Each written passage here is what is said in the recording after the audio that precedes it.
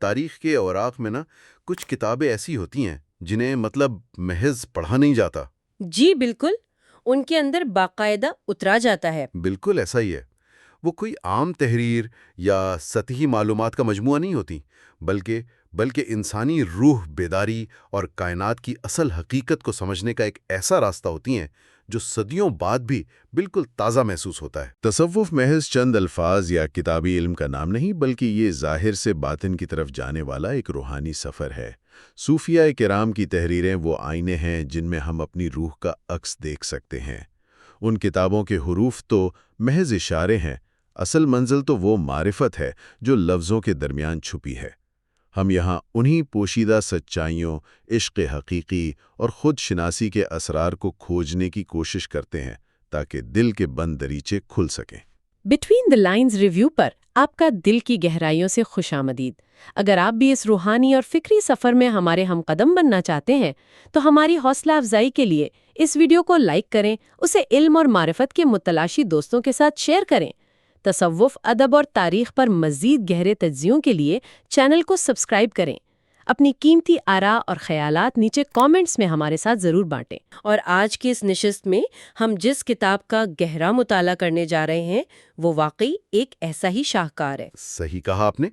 اس علمی جائزے میں ہم بات کر رہے ہیں مولانا جلال الدین رومی کی عظیم کتاب فیہیا ما فیہیا کی۔ یہ 800 سال گزرنے کے باوجود آج بھی عقل اور روح کے تار ہلا دیتی ہے۔ اور پتہ ہے کیا، یہ صوفیانہ حکمت اور دانش کا ایک ایسا انمول خزانہ ہے جو سیدھا دل پر جا کر دستک دیتا ہے۔ بالکل، اور انسان کی اپنی ذات کے بارے میں تمام غلط فہمیوں کو توڑ کر رکھ دیتا ہے۔ تو جو سیکھنے کے شوقین افراد ہمارے اس علمی سفر کا حصہ ہیں، ان کو بتانا ضروری ہے کہ یہ کوئی معلومات کا بوجھ نہیں ہوگا۔ جی ہاں، ہمارا مقصد ان پیچیدہ روحانی حقائق کو انتہائی آسان اور دلچسپ انداز میں سمجھنا ہے۔ اور یہ بات بالکل درست ہے کہ یہ محض ایک کتاب نہیں بلکہ ایک باطنی سفر ہے۔ اور اس سفر کی سب سے حیرت انگیز بات رومی کی وہ مقناطیسی کشش ہے جو کسی ایک خاص گروہ یا مذہب تک محدود نہیں تھی۔ جی، تاریخ بتاتی ہے کہ ان کی محفلوں میں صرف دربار کے امیر یا بڑے عالم ہی نہیں آتے تھے، بلکہ عام مزدور، درزی، دکاندار، عیسائی، یہودی اور ہر مذہب کے لوگ کھچے چلے آتے تھے۔ یہ تو بہت بڑی وسعت قلبی ہے۔ بالکل۔ ایک واقعہ بڑا مشہور ہے کہ کس طرح کچھ حاسدین نے ان کی اس مقبولیت کو نشانہ بنانے کی کوشش کی۔ ایک مرتبہ کینوی نامی ایک شخص نے بھرے مجمع میں رومی پر تنقید کرتے ہوئے ایک جال بچھانے کی کوشش کی۔ اچھا، تو اس نے کیا کہا؟ اس نے کہا کہ آپ یہ دعویٰ کرتے ہیں کہ آپ دنیا کے بہتر فرقوں کے ساتھ متفق ہیں، جبکہ حقیقت تو یہ ہے کہ یہودی اور عیسائی آپس میں متفق نہیں اور عیسائی مسلمانوں سے متفق نہیں۔ یہ سب تو ایک دوسرے کی جان کے دشمن ہیں۔ ظاہری سی بات ہے، ان میں تو عقائد کا ٹکراؤ ہے۔ جی، تو اس نے تانا دیا کہ اگر یہ سب آپس میں لڑ رہے ہیں تو آپ ان سب کے ساتھ بیک وقت کیسے متفق ہو سکتے ہیں؟ یہ بظاہر ایک لاجواب کر دینے والا سوال تھا۔ واقعی یہ ایک ایسا سوال لگتا ہے جس کا مقصد بحث کو الجھانا اور کسی کو دیوار سے لگانا ہو۔ تو اس کا جواب کس طرح دیا گیا کتاب میں؟ رومی نے بغیر کسی غصے کے نہایت مسکراہٹ اور کمال وسعت قلبی سے اس شخص کی طرف دیکھا اور بس اتنا کہا، ہاں میں تم سے بھی متفق ہوں۔ واہ کیا بات ہے! یہ جواب دراصل اس پوری کتاب اور رومی کے فلسفے کا نچوڑ ہے۔ وہ یہ بتا رہے تھے کہ وہ ظاہری بحثوں اور لفظی جنگوں سے بہت اوپر اٹھ چکے ہیں۔ انہوں نے اس تنقید کرنے والے کی باطنی حالت سے بھی اتفاق کر کے بحث کی جڑ ہی کاٹ دی۔ یہ جواب واقعی ایک گہری سوچ کی دعوت دیتا ہے، اور اسی لیے اس کتاب کے پہلے حصے یعنی تعارف اور ابتدائی 3 مقالات کا مکمل نمبروار اور خالص علمی جائزہ لینا ہی ہماری اس گفتگو کا بنیادی پیغام ہے۔ اور اس کتاب کے عنوان کے حوالے سے بھی بڑی دلچسپ بحث ملتی ہے۔ فیا ما فیا کا اگر سیدھا سا مطلب نکالا جائے تو بنتا ہے جو ہے وہ ہے۔ یہ عنوان ہی اپنے اندر ایک عجیب سی کشش رکھتا ہے نا؟ بالکل۔ دراصل یہ عنوان اس بات کا اعلان ہے کہ الفاظ، ظاہری شکلیں، دنیاوی رتبے کوئی حتمی حقیقت نہیں رکھتے۔ اصل حقیقت صرف اور صرف اللہ سبحانہ و تعالیٰ کی ذات اور اس کا اقرار ہے۔ یعنی جو ہے وہ ہے کا مطلب حقیقت کو اسی طرح تسلیم کرنا جیسی وہ ہے۔ جی، بغیر کسی دنیاوی غلاف کے۔ یہ کتاب دراصل ان کی مشہور کتاب مثنوی کی کنجی ہے، اور اس حقیقت کو سمجھنے کے لیے کتاب کے تعارف میں ہی ایک بڑا چشم کشا واقعہ ملتا ہے۔ ہاں، میں سوچ ہی رہا تھا اس واقعے کے بارے میں جہاں ایک شرابی کا ذکر آتا ہے۔ جی، بتایا جاتا ہے کہ ایک دن رومی اپنے شاگردوں کے درمیان گہرے دھیان میں بیٹھے تھے کہ اچانک ایک شرابی جو بظاہر اپنے ہوش و حواس کھو چکا تھا، لڑکھڑاتا اور شور مچاتا ہوا محفل میں آ گیا اور سیدھا رومی کے اوپر آ گرا۔ ظاہر سی بات ہے کہ ایک اتنے بڑے عالم کی محفل میں ایک شرابی کا یہ عمل شاگردوں کے لیے سخت ناگوار ہوگا۔ یقیناً شاگردوں کو شدید غصہ آیا اور وہ اسے مارنے کے لیے اٹھے۔ وہ اسے ایک ناپاک شخص سمجھ رہے تھے، لیکن رومی نے فوراً انہیں روک دیا۔ انہوں نے اس واقعے کو ایک انتہائی گہرے روحانی سبق میں بدل دیا۔ انہوں نے کیا فرمایا؟ انہوں نے کہا کہ مجھے تو لگ رہا تھا کہ یہ اجنبی شخص شراب کے نشے میں ہے، لیکن اب تمہارا غصہ اور تکبر دیکھ کر مجھے احساس ہو رہا ہے کہ نشے میں یہ شخص نہیں بلکہ اصل نشے اور غفلت میں تو تم لوگ ہو۔ یہ تو ایک مکمل طور پر غیر متوقع رد عمل ہے۔ شاگرد تو یہ سمجھ رہے ہوں گے کہ وہ حق پر ہیں، تو کیا رومی یہاں یہ سمجھانا چاہ رہے تھے کہ عبادات کا غرور کسی ظاہری گناہ سے زیادہ بڑی بیماری ہے؟ 100% رومی روحانی تکبر پر ایک بہت گہری چوٹ کر رہی ہیں۔ ظاہری عبادات کا غرور دراصل شراب کے نشے سے بھی زیادہ خطرناک بے ہوشی ہے۔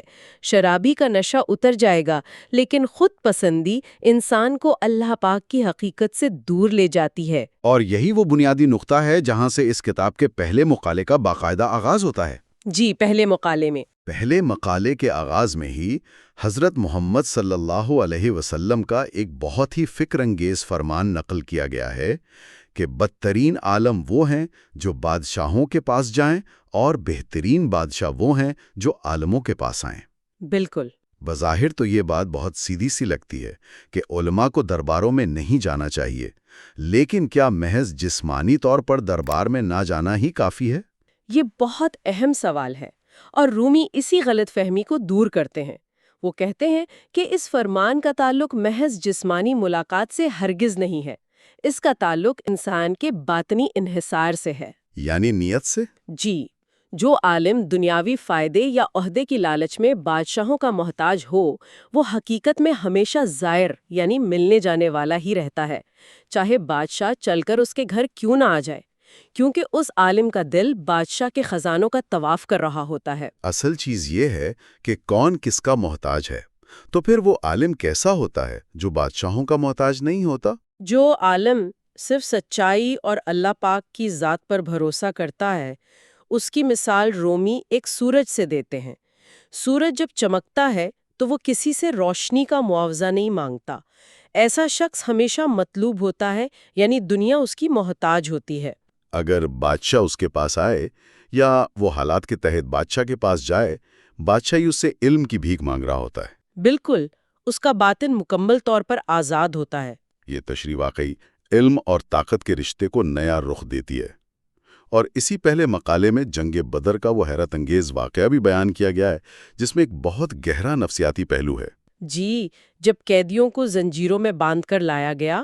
ہاں، ان قیدیوں میں حضرت محمد صلی اللہ علیہ وآلہ وسلم کے چچا حضرت عباس بھی شامل تھے۔ وہ سب قیدی رات بھر اپنی بے بسی اور شکست پر روتے رہے۔ انہیں یقین تھا کہ کل انہیں قتل کر دیا جائے گا۔ اور اس موقع پر ایک ایسا منظر پیش آتا ہے جو قیدیوں کی سمجھ سے بالکل باہر تھا۔ وہ دیکھتے ہیں کہ حضرت محمد صلی اللہ علیہ وآلہ وسلم انہیں اس حالت میں دیکھ کر مسکرا رہے ہیں۔ قیدیوں نے حیرت اور دکھ سے سوچا ہوگا کہ شاید آپ صلی اللہ علیہ وآلہ وسلم ان کی تکلیف دیکھ کر خوش ہو رہے ہیں۔ جی، عام انسانوں کی طرح فتح کے نشے میں یہ ایک بہت ہی نازک لمحہ تھا، لیکن جب آپ صلی اللہ علیہ وآلہ وسلم نے جواب دیا تو وہ جواب انسانی تاریخ کے غیر معمولی بیانات میں سے ایک تھا۔ آپ صلی اللہ علیہ وآلہ وسلم نے فرمایا کہ میں اس لیے نہیں مسکرا رہا کہ تم میرے قیدی ہو، بلکہ میں تو اس لیے ہنس رہا ہوں کہ میں تمہیں زبردستی زنجیروں سے کھینچ کر جہنم کی آگ سے نکال کر جنت کی سلامتی کی طرف لے جا رہا ہوں اور تم رو رہے ہو۔ یہ جواب ظاہر کرتا ہے کہ ظاہری حالات اور باطنی حقیقت میں کتنا بڑا فرق ہو سکتا ہے۔ بسا اوقات جو کام ہماری مرضی کے بالکل خلاف ہو رہے ہوتے ہیں یا جو پسپائی لگتی ہے، وہ دراصل اللہ تعالیٰ کی بہترین خفیہ تدبیر ہوتی ہے۔ قیدی سمجھ رہے تھے کہ زنجیریں ان کی موت کا پروانہ ہیں، جبکہ وہ زنجیریں ان کے کفر کی موت اور ایمان کی زندگی کا آغاز تھیں۔ اور اسی تسلسل میں حضرت عباس کے ایمان لانے کا وہ پوشیدہ واقعہ بھی ہے۔ جی، جب انہوں نے کہا کہ وہ ایمان لاتے ہیں تو آپ صلی اللہ علیہ وسلم نے ان سے فرمایا کہ اپنا بچا ہوا مال اسلام کے لشکر کے لیے دے دو تاکہ تمہاری سچائی ثابت ہو۔ اور حضرت عباس نے بہانہ بنایا کہ میرا تو سب کچھ لٹ گیا ہے۔ اس پر آپ صلی اللہ علیہ وسلم نے انہیں وہ راز بتا دیا جو ان کے اور ان کی والدہ کے سوا کوئی نہیں جانتا تھا۔ آپ صلی اللہ علیہ وسلم نے فرمایا کہ تم نے فلاں دیوار کے نیچے اپنی والدہ کے پاس کتنا سونا چھپایا ہے اور کیا وصیت کی تھی۔ یہ سنتے ہی حضرت عباس حیرت سے سن رہ گئے۔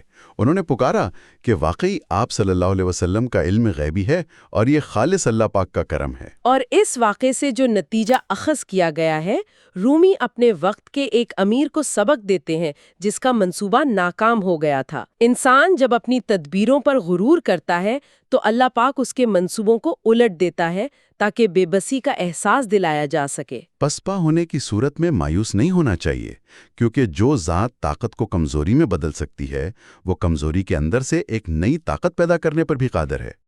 بے شک۔ اور پہلے مقالے کی اس بحث سے ذہن سیدھا کتاب کے دوسرے مقالے کی طرف جاتا ہے، جہاں رومی کی محفلوں کا ایک پراسرار پہلو سامنے آتا ہے۔ رومی اکثر طویل خاموشی اختیار کیے رہتے تھے۔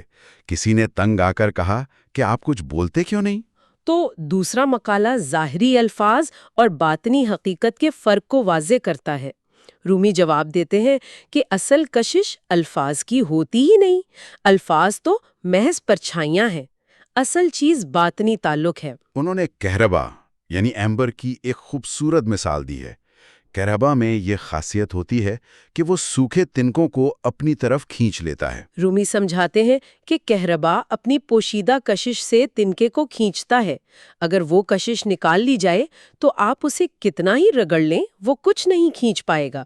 اسی طرح انسانوں کے درمیان ظاہری گفتگو سے زیادہ باطنی اور روحانی تعلق کام کرتا ہے۔ اور پھر اسی دوسرے مقالے میں کثرت اور وحدت کا فلسفہ بیان کیا گیا ہے۔ ہم دن بھر بے شمار دنیاوی خواہشات میں گھرے رہتے ہیں۔ انسان کہتا ہے مجھے گوشت چاہیے، پلاؤ چاہیے، پھل چاہیے، لباس چاہیے۔ یہ بکھری ہوئی خواہشات لگتی ہیں۔ مختلف کھانوں کی جڑ ایک ہی بتاتے ہیں اور وہ ہے بھوک۔ دنیا والے کثرت میں الجھتے ہیں جبکہ اللہ کا ولی جانتا ہے کہ ان تمام چیزوں کے پیچھے حقیقت صرف ایک ہے اور وہ ہے خالق کی طلب۔ اس پر وہ سپاہی کا واقعہ بڑا زبردست ہے جسے بادشاہ نے 100 آدمیوں کا راشن دیا تھا۔ جی، بادشاہ نے ایک سپاہی کو 100 آدمیوں کے برابر سہولیات دیں، باقی فوج نے اعتراض کیا، لیکن جنگ کے دن جب دشمن سامنے آیا تو وہ سینکڑوں سپاہی ڈر کر بھاگ گئے اور صرف وہی ایک سپاہی اکیلا ڈٹ کر لڑتا رہا۔ تب بادشاہ نے کہا کہ میں اس ایک کو 100 کے برابر اسی دن کے لیے کھلاتا تھا۔ حقیقت کی پہچان رکھنے والا ایک ولی ہزاروں کھوکھلے لوگوں کی کثرت سے بہتر ہے۔ دنیاوی طاقت انسان کو دھوکے میں ڈال دیتی ہے، اور رومی حکمرانوں کے درباروں کی کشش کی خوفناک مثال دیتے ہیں کہ ان کا اثر ایک بڑے چراغ کی طرح ہوتا ہے۔ جو اس کی محفل میں بیٹھتا ہے وہ دنیاوی چمک دمک سے متاثر ہو کر اصل سورج یعنی اللہ پاک کی یاد کو بھول جاتا ہے۔ روشنی بھی بعض اوقات انسان کو اندھا کر سکتی ہے۔ اسی لیے رومی انسانی وجود کی ایک کلاسک مثال پیش کرتے ہیں۔ انسان کو اللہ کا استرلاب کہتے ہیں۔ استرلاب وہ پرانے زمانوں میں پیتل کا پیچیدہ آلہ جسے ستاروں کا علم حاصل کرتے تھے۔ جی، رومی کہتے ہیں انسان کا وجود اللہ پاک کا بنایا ہوا وہی استرلاب ہے۔ جس طرح استرلاب کا مقصد آسمانوں کا علم دینا ہے، انسان کا مقصد اللہ پاک کی معرفت حاصل کرنا ہے۔ لیکن اگر یہ قیمتی آلہ کسی سبزی فروش کے ہاتھ لگ جائے جو اس کی قدر نہ جانتا ہو تو وہ کیا کرے گا؟ وہ اس سے پیاز اور آلو تولنے کا کام لے گا۔ بالکل اسی طرح انسان جب تک اللہ پاک کے نور سے نہیں جڑتا، وہ اپنے اس قیمتی وجود سے صرف دنیا کا کچرا، دولت اور شہرت تولتا رہتا ہے۔ نور خداوندی کے بغیر یہ جسم ایک عام سا دھاتی باٹ ہے۔ کیا شاندار مثال ہے! اور یہیں سے بات تیسرے مقالے کی طرف بڑھتی ہے، جس کا موضوع عبادت اور خدمت کی اصل روح ہے۔ یہاں ایک شخص نے رومی سے کہا کہ میں منگولوں کے سیاسی معاملات سلجھانے میں اتنا مصروف رہتا ہوں کہ عبادت کا وقت ہی نہیں ملتا۔ عام طور پر ایسے شخص کو دنیا داری چھوڑنے کا کہا جاتا۔ لیکن رومی نے کہا کہ لوگوں کو امن دینے کے لیے کی گئی یہ کوشش بھی تو اللہ ہی کا کام ہے۔ اس بات کو واضح کرنے کے لیے رومی نے پرانے زمانے کے حمام کی مثال دی۔ حمام کو گرم کرنے کے لیے بھٹی میں کوڑا کرکٹ اور گندگی جلائی جاتی تھی، بظاہر یہ غلیظ کام ہے، لیکن اس کا نتیجہ کیا نکلتا ہے؟ اس سے جو پانی گرم ہوتا ہے وہ سینکڑوں لوگوں کو پاکیزگی بخشتا ہے۔ رومی کہتے ہیں اسی طرح ظاہری طور پر ناخوشگوار فرائض جب خلق خدا کی بھلائی کے لیے ادا کیے جائیں تو وہ باطن کو صاف کر دیتے ہیں۔ دنیاوی خدمت اور باطنی پاکیزگی الگ نہیں ہے، اور تیسرے مقالے میں نماز کی اصل روح پر بھی بات کی گئی ہے۔ ظاہری نماز ایک جسم ہے جس کا آغاز اور اختتام ہے، لیکن نماز کی اصل روح لامحدود ہے۔ اور اس لامحدود روح کو سمجھانے کے لیے وہ اپنے والد صاحب بہاؤدین ولید کا واقعہ سناتے ہیں۔ وہ ایک دن مراقبے میں غرق تھے کہ نماز کا وقت ہو گیا۔ شاگردوں نے کعبے کی طرف رخ کر کے نماز ادا کی، سوائے ان دو لوگوں کے جو رومی کے والد کے احترام میں بیٹھے رہے۔ اس کا انجام بڑا پراسرار بیان کیا گیا ہے۔ جی، کشف کے ذریعے ایک شخص نے باطنی آنکھ سے دیکھا کہ جو لوگ کعبے کی طرف رخ کیے کھڑے تھے، ان کی پیٹھ اصل میں کعبے کی طرف تھی، اور جو دو لوگ رومی کے والد کے پاس بیٹھے رہے، ان کا رخ حقیقت میں قبلے کی طرف تھا۔ کیونکہ رومی کے والد اس وقت اللہ کے نور میں فنا ہو چکے تھے۔ یہ واقعہ انتہائی ادب کا تقاضا کرتا ہے۔ یہ بتاتا ہے کہ اللہ کے نور سے منہ موڑنا ہی اصل میں کعبے سے منہ موڑنا ہے۔ اصل نماز اللہ کے نور کی حضوری کا نام ہے۔ اور تیسرے مقالے کے آخر میں بے بسی اور جذب کا ایک اور خوبصورت واقعہ ہے۔ ایک بادشاہ کا خادم جو بادشاہ کے جلال میں کھو کر ہوش کھو دیتا تھا۔ بادشاہ اس کی اس کیفیت سے اتنا محبت کرتا کہ خود اپنے ہاتھوں سے اس بے خود خادم کی جیب سے لوگوں کی عرضیاں نکال کر پوری کر دیتا، جبکہ ہوش و حواس والے خادموں کی 100 میں سے بمشکل ایک عرضی قبول ہوتی تھی۔ اس کا پیغام بہت طاقتور ہے۔ کائنات کے اصل بادشاہ اللہ سبحانہ و تعالیٰ کے سامنے اپنی ہستی کو مٹا دینا ہی اصل طاقت ہے۔ جب انسان مکمل بے بسی کا اظہار کر کے سرنڈر کر دیتا ہے تو اللہ پاک خود اس کے معاملات سنبھال لیتا ہے۔ لکھ کے سامنے اپنی ہستی کو کیسے مٹانا ہے؟ اس پورے تفصیلی جائزے کا نچوڑ واقعی یہی ہے کہ رومی کی یہ حکمت محض پرانی داستانیں نہیں، بلکہ ظاہری اعمال کے پیچھے چھپی اللہ کی منشا کو سمجھنے کی چابی ہے۔ اور اس ساری علمی گفتگو کے بعد ایک فکر انگیز خیال جو ذہن میں ابھرتا ہے وہ یہ ہے کہ اگر سچی عبادت میں اپنا ہوش مکمل طور پر مٹا دینا ہی کمال ہے، تو پھر کیا ہمارا یہ نام نہاد ہوش و حواس میں رہنا اور خود کو باشعور سمجھنا ہی حقیقت میں سب سے بڑی غفلت نہیں ہے؟ کہیں ایسا تو نہیں کہ جسے ہم اپنی بیداری سمجھتے ہیں وہ اصل میں ہماری سب سے گہری نیند ہو؟ ذرا اس پر غور کیجیے گا۔ ہمارے اس گہرے مطالعے میں شامل ہونے کا بہت شکریہ۔ اگلی نشست میں ہم اس روحانی سفر کے اگلے مقالات پر روشنی ڈالیں گے۔ آج کی گفتگو کوئی عام گفتگو نہیں ہے۔ جی بالکل نہیں۔ آج ہم اصل میں ایک مقصد لے کر چلے ہیں، اور وہ بھی ایک انتہائی عظیم روحانی مقصد۔ ہاں، اور مقصد یہ ہے کہ ہم مولانا رومی کی عظیم کتاب فیہ ما فیہ کے روحانی سفر کا تسلسل آگے بڑھائیں۔ پہلے حصے میں جو بنیاد ہم نے مل کر رکھی تھی، آج اسی کو آگے بڑھانا ہے۔ صحیح کہا آپ نے۔ آج ہم کتاب کے چوتھے سے لے کر 9ویں مقالے تک کی کہانیوں اور اسباق پر روشنی ڈالیں گے۔ اس روحانی محفل میں سننے والوں کو بالکل اپنے ساتھ شامل محسوس کروانا ہمارا اصل ہدف ہے۔ چلیے اس کو کھولتے ہیں۔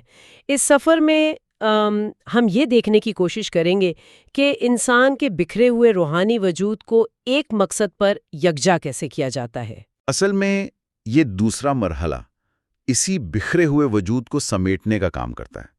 رومی ہمیں بتاتے ہیں کہ انسان کی زندگی کے مختلف پہلو ایک ہی مرکز کی طرف اشارہ کر رہے ہوتے ہیں، یکجا کرتے ہیں مطلب ایک بنیادی سوچ کی طرف لے جاتے ہیں جو کتاب کے چوتھے مقالے میں بیان کی گئی ہے۔ جی، وہی سوچ کے دنیا میں آنے کا ایک ایسا عظیم مقصد ہے جسے کسی بھی صورت میں بھلایا نہیں جا سکتا۔ رومی نے یہاں ایک بادشاہ کی مثال دی ہے نا، جو کسی شخص کو کسی دور دراز علاقے میں ایک مخصوص کام کے لیے بھیجتا ہے اور اگر وہ شخص وہاں جا کر 100 اور کام کر لے، شاندار محل بنا لے، کاروبار کھڑا کر لے، لیکن وہ ایک کام نہ کرے جس کے لیے بادشاہ نے اسے بھیجا تھا، تو گویا اس نے کچھ بھی نہیں کیا۔ بالکل یہی بات ہے۔ یہ مثال واقعی سوچنے پر مجبور کرتی ہے کہ وہ ایک کام آخر ہے کیا جو ہمیں یہاں کرنے بھیجا گیا ہے۔ یہ سوال سیدھا ہمیں اس عظیم تصور کی طرف لے جاتا ہے جس کا ذکر اللہ سبحانہ و تعالی نے فرمایا ہے، وہ امانت جسے آسمان، زمین اور پہاڑوں نے اٹھانے سے انکار کر دیا تھا۔ ہاں، وہ ڈر گئے تھے اس بوجھ سے، لیکن انسان نے اسے قبول کیا۔ اب دیکھیں، آسمان بارش برساتا ہے، زمین بیج اگا کر پھل دیتی ہے، پہاڑ سونے اور چاندی کی معدنیات دیتے ہیں، یہ سب اپنا مخصوص کام تو کر رہے ہیں، لیکن وہ ایک کام جو صرف انسان کے ذمے ہے، وہ صرف انسان ہی کر سکتا ہے، اور اگر انسان وہ نہ کرے تو اس کا وجود بے معنی ہو جاتا ہے۔ اس پر رومی نے جو مثالیں پیش کی ہیں وہ کمال ہیں۔ یعنی تصور کیجئے کوئی شخص بادشاہوں کے خزانے سے ایک قیمتی ہندوستانی فولاد کی تلوار لائے اور اسے سڑا ہوا گوشت کاٹنا شروع کر دے، یا کسی خالص سونے کے پیالے میں آم سے شلگم پکانا شروع کر دے۔ یہ مثالیں باطن کو جھنجھوڑ دیتی ہیں۔ ہاں، یا پھر دمشق کے بہترین اور قیمتی خنجر کو دیوار میں گاڑ کر اس پر ٹوٹا ہوا کدو لٹکا دیں۔ یہ کس قدر بے وقوفی لگتی ہے، جبکہ وہ کدو ایک عام سی لکڑی کی کیل پر بھی لٹکایا جا سکتا تھا۔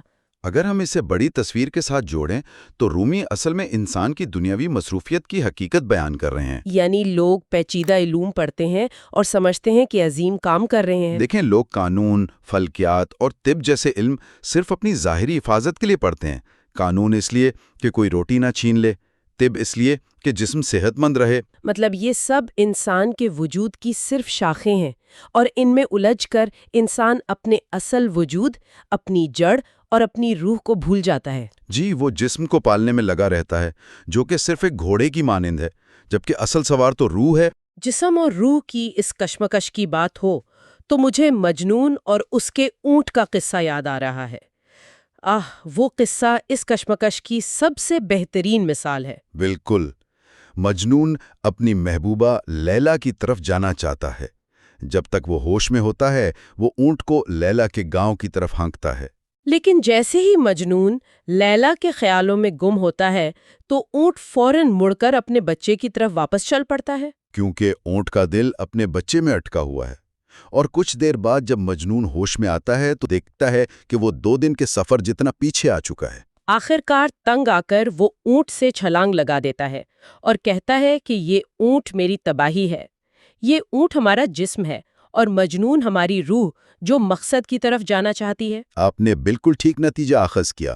یہ کہانی نفس اور روح کی جنگ کو بیان کرتی ہے۔ اونٹ ہمارا نفس ہے جو ہمیشہ آرام کی طرف بھاگتا ہے، اور جب انسان اس کشمکش میں ظاہر میں الجھ جاتا ہے تو حقیقت کو کھو دیتا ہے۔ یہیں سے کتاب کے 5ویں مقالے کا آغاز ہوتا ہے۔ یہاں حقیقت اور ظاہر کا فرق سمجھایا گیا ہے۔ برہان الدین کے قصے سے یہ بات واضح ہوتی ہے۔ ہاں، جہاں وہ کہتے ہیں کہ تعریف صرف باتوں سے نہیں ہوتی بلکہ اعمال اور حقیقت کو جاننے سے ہوتی ہے۔ اصل میں سچائی کو دیکھنے والی آنکھ اور ہوتی ہے۔ اسی لیے رومی ایک بادشاہ اور اس کے بیوقوف شہزادے کا انتہائی سبق آموز قصہ سناتے ہیں۔ وہ قصہ جس میں بادشاہ نے شہزادے کو علم نجوم سیکھنے کے لیے بھیجا تھا۔ جی، جب اس نے سب پیچیدہ علوم سیکھ لیے تو بادشاہ نے امتحان لینے کے لیے اپنی مٹھی میں ایک سونے کی انگوٹھی چھپائی اور پوچھا کہ بتاؤ میری مٹھی میں کیا ہے؟ اور شہزادے نے اپنی عقل لڑائی اور بڑی احمقانہ بات کی۔ اس نے کہا کہ جو چیز مٹھی میں ہے وہ گول ہے، پیلی ہے اور بیچ میں سے کھوکھلی ہے۔ بادشاہ خوش ہوا کہ بیٹے نے نشانیاں ٹھیک بتائی ہیں، پر اس نے پوچھا کہ آخر وہ چیز کیا ہے؟ اور شہزادے نے پورے اعتماد سے جواب دیا کہ وہ چھلنی ہونی چاہیے، مطلب آٹا چھاننے والی چھلنی۔ اتنا عظیم علم اور عقل اس قدر مفلوج؟ یہ قصہ ظاہری علم پر کڑی تنقید ہے۔ دنیا کے عالم ہر چیز کی باریکیوں پر بحث کرتے ہیں لیکن اپنے نفس کو نہیں پہچانتے۔ وہ ان لوگوں کی طرح ہیں جو بلبل کی آواز کی نقل کرتے ہیں لیکن اصل میں وہ آواز چرائی ہوئی ہوتی ہے۔ تو کیا اس کا مطلب یہ لیا جائے کہ ظاہر کی صراحت سے کوئی اہمیت ہی نہیں ہے؟ رومی اور امیر کی گفتگو میں رومی اس کا بڑا خوبصورت جواب دیتے ہیں۔ ظاہر بھی ضروری ہے، بالکل بیج کے چھلکے کی طرح۔ اگر چھلکے کے بنا بیج زمین میں بویا جائے تو وہ کبھی درخت نہیں بن پائے گا۔ دونوں کا ہونا ضروری ہے، لیکن مقصد چھلکا پیدا کرنا نہیں بلکہ درخت پیدا کرنا ہے۔ بادشاہ کا واقعہ پیش کیا جاتا ہے۔ درویش بادشاہ سے پوری جرات کے ساتھ کہتا ہے کہ اصل بادشاہ تو میں ہوں۔ کیونکہ جس نے دنیا کی اصل حقیقت یعنی اللہ پاک کی ذات کو پا لیا، اس نے حقیقی بادشاہت پالی، اور دنیا کا بادشاہ صرف فانی ٹکڑوں پر راضی ہے۔ لیکن اس عظیم حقیقت تک پہنچنے کا راستہ آسان نہیں ہے۔ چوتھے مقالے میں ایک ایسی چیز کا ذکر ہے جس سے ہر انسان گھبراتا ہے، اور وہ چیز ہے درد۔ درد کو لوگ برا سمجھتے ہیں، لیکن رومی کے مطابق درد ایک رہنما ہے۔ جب تک انسان کے اندر تڑپ پیدا نہ ہو وہ کوشش ہی نہیں کرتا۔ حضرت مریم کی انتہائی پاک مثال پیش کی گئی ہے۔ جب انہیں درد ذہ ہوا تبھی وہ مجبور ہو کر اس سوکھے کھجور کے درخت کی طرف گئیں اور وہ پھلدار ہو گیا۔ رومی فرماتے ہیں کہ ہر انسان کے اندر ایک حضرت عیسیٰ جیسا پاک روحانی وجود چھپا ہوا ہے، اور وہ درد آنے پر ہی بیدار ہوتا ہے۔ یہاں بات بہت ہی دلچسپ ہو جاتی ہے۔ وہ ترک بادشاہ کی کہانی کا ذکر کرنا ضروری ہے جسے عربی نہیں آتی تھی۔ بادشاہ کو عربی کا ایک لفظ نہیں آتا تھا، لیکن جب شاعر نے دربار میں پیچیدہ اشعار پڑھے تو بادشاہ نے بالکل صحیح جگہ سر ہلایا۔ دربار کے عالم حیران رہ گئے تو بادشاہ نے مسکراتے ہوئے جواب دیا کہ مجھے عربی نہیں آتی، لیکن شاعر جس مقصد اور درد سے پڑھ رہا تھا میں اسے سمجھ رہا تھا۔ ظاہری لفظ چاہے جو بھی ہوں، سمجھنے والی چیز نیت اور مقصد ہے۔ جیسے ہوائیں چلتی ہیں تو قلین اور درخت پر الگ اثر ڈالتی ہیں، لیکن ان سب کو حرکت دینے والی ہوا اصل میں ایک ہی ہے۔ ہمیں اس ہوا کو محسوس کرنا ہے۔ اگر ہم اس روحانی سفر میں آگے بڑھیں تو احتساب اور ملامت کا بڑا ذکر آتا ہے۔ لوگ تنقید سے گھبراتے ہیں، لیکن رومی سمجھاتے ہیں کہ دوستوں کی طرف سے آنے والی ملامت دراصل اللہ سبحانہ و تعالیٰ کی محبت کی نشانی ہے۔ انہوں نے بہترین مثال دی کہ جب لوگ قالین کو ڈنڈے سے پیٹتے ہیں تو وہ سزا نہیں دے رہے ہوتے بلکہ دھول نکال رہے ہوتے ہیں۔ اسی طرح جب ماں بچے کو سختی سے مارتی ہے تو وہ اصلاح کر رہی ہوتی ہے۔ اگر انسان کو اپنی غلطی کا پچھتاوا ہو تو یہ رحمت کی دلیل ہے۔ اور اپنی خامیوں کو پہچاننے کے حوالے سے کنویں میں ہاتھی کا قصہ بڑا گہرا ہے۔ ہاتھی پانی پینے کے لیے کنویں کے پاس لایا گیا۔ اس نے پانی میں اپنا ہی عکس دیکھا اور ڈر کر پیچھے ہٹ گیا۔ اسے لگا کہ اندر کوئی اور ہاتھی ہے جو اسے ڈرا رہا ہے، جبکہ وہ اپنے ہی وجود سے ڈر رہا تھا۔ ہماری برائیاں جیسے لالچ اور تکبر ان زخموں اور پھوروں کی طرح ہیں جو اپنے جسم پر ہوں تو ہمیں غلاظت کا احساس نہیں ہوتا۔ لیکن اگر وہی عیب کسی اور میں نظر آ جائے تو ہمیں گھن آتی ہے۔ ہم اصل میں اس شخص میں اپنی ہی برائی کا عکس دیکھ کر چڑ رہے ہوتے ہیں۔ اس تجربے سے ایک بہت اہم سوال پیدا ہوتا ہے جو ہمیں 7ویں مقالے کی طرف لے جاتا ہے۔ سوال یہ ہے کہ اگر ہمارے اندر اتنی انا اور لالچ ہے تو ہم اللہ کی قربت کیسے پا سکتے ہیں؟ رومی اس کا جواب فنا اور قربانی کے تصور سے دیتے ہیں۔ ان کا کہنا ہے کہ اللہ پاک کے حضور دو میں ایک ساتھ نہیں رہ سکتے۔ جب تک انسان اپنے اندر سے میں کو ختم نہیں کرتا وہ حق تک نہیں پہنچ سکتا۔ اسے ڈویلٹی یا ڈیویلٹی ختم کرنا کہتے ہیں۔ اسے سمجھنے کے لیے 2 پرندوں کی حیرت انگیز مثال دی گئی ہے۔ اگر 2 پرندوں کو ایک ساتھ زور سے باندھ دیا جائے تو 4 پر ہونے کے باوجود وہ اڑ نہیں سکتے، کیونکہ ان کے درمیان دوئی موجود ہے۔ انہیں اڑنے کے لیے ایک وجود بننا ہوگا، فنا ہونا ہوگا۔ ایسی عظیم قربانی کی مثال تو شمس تبریز نے پیش کی۔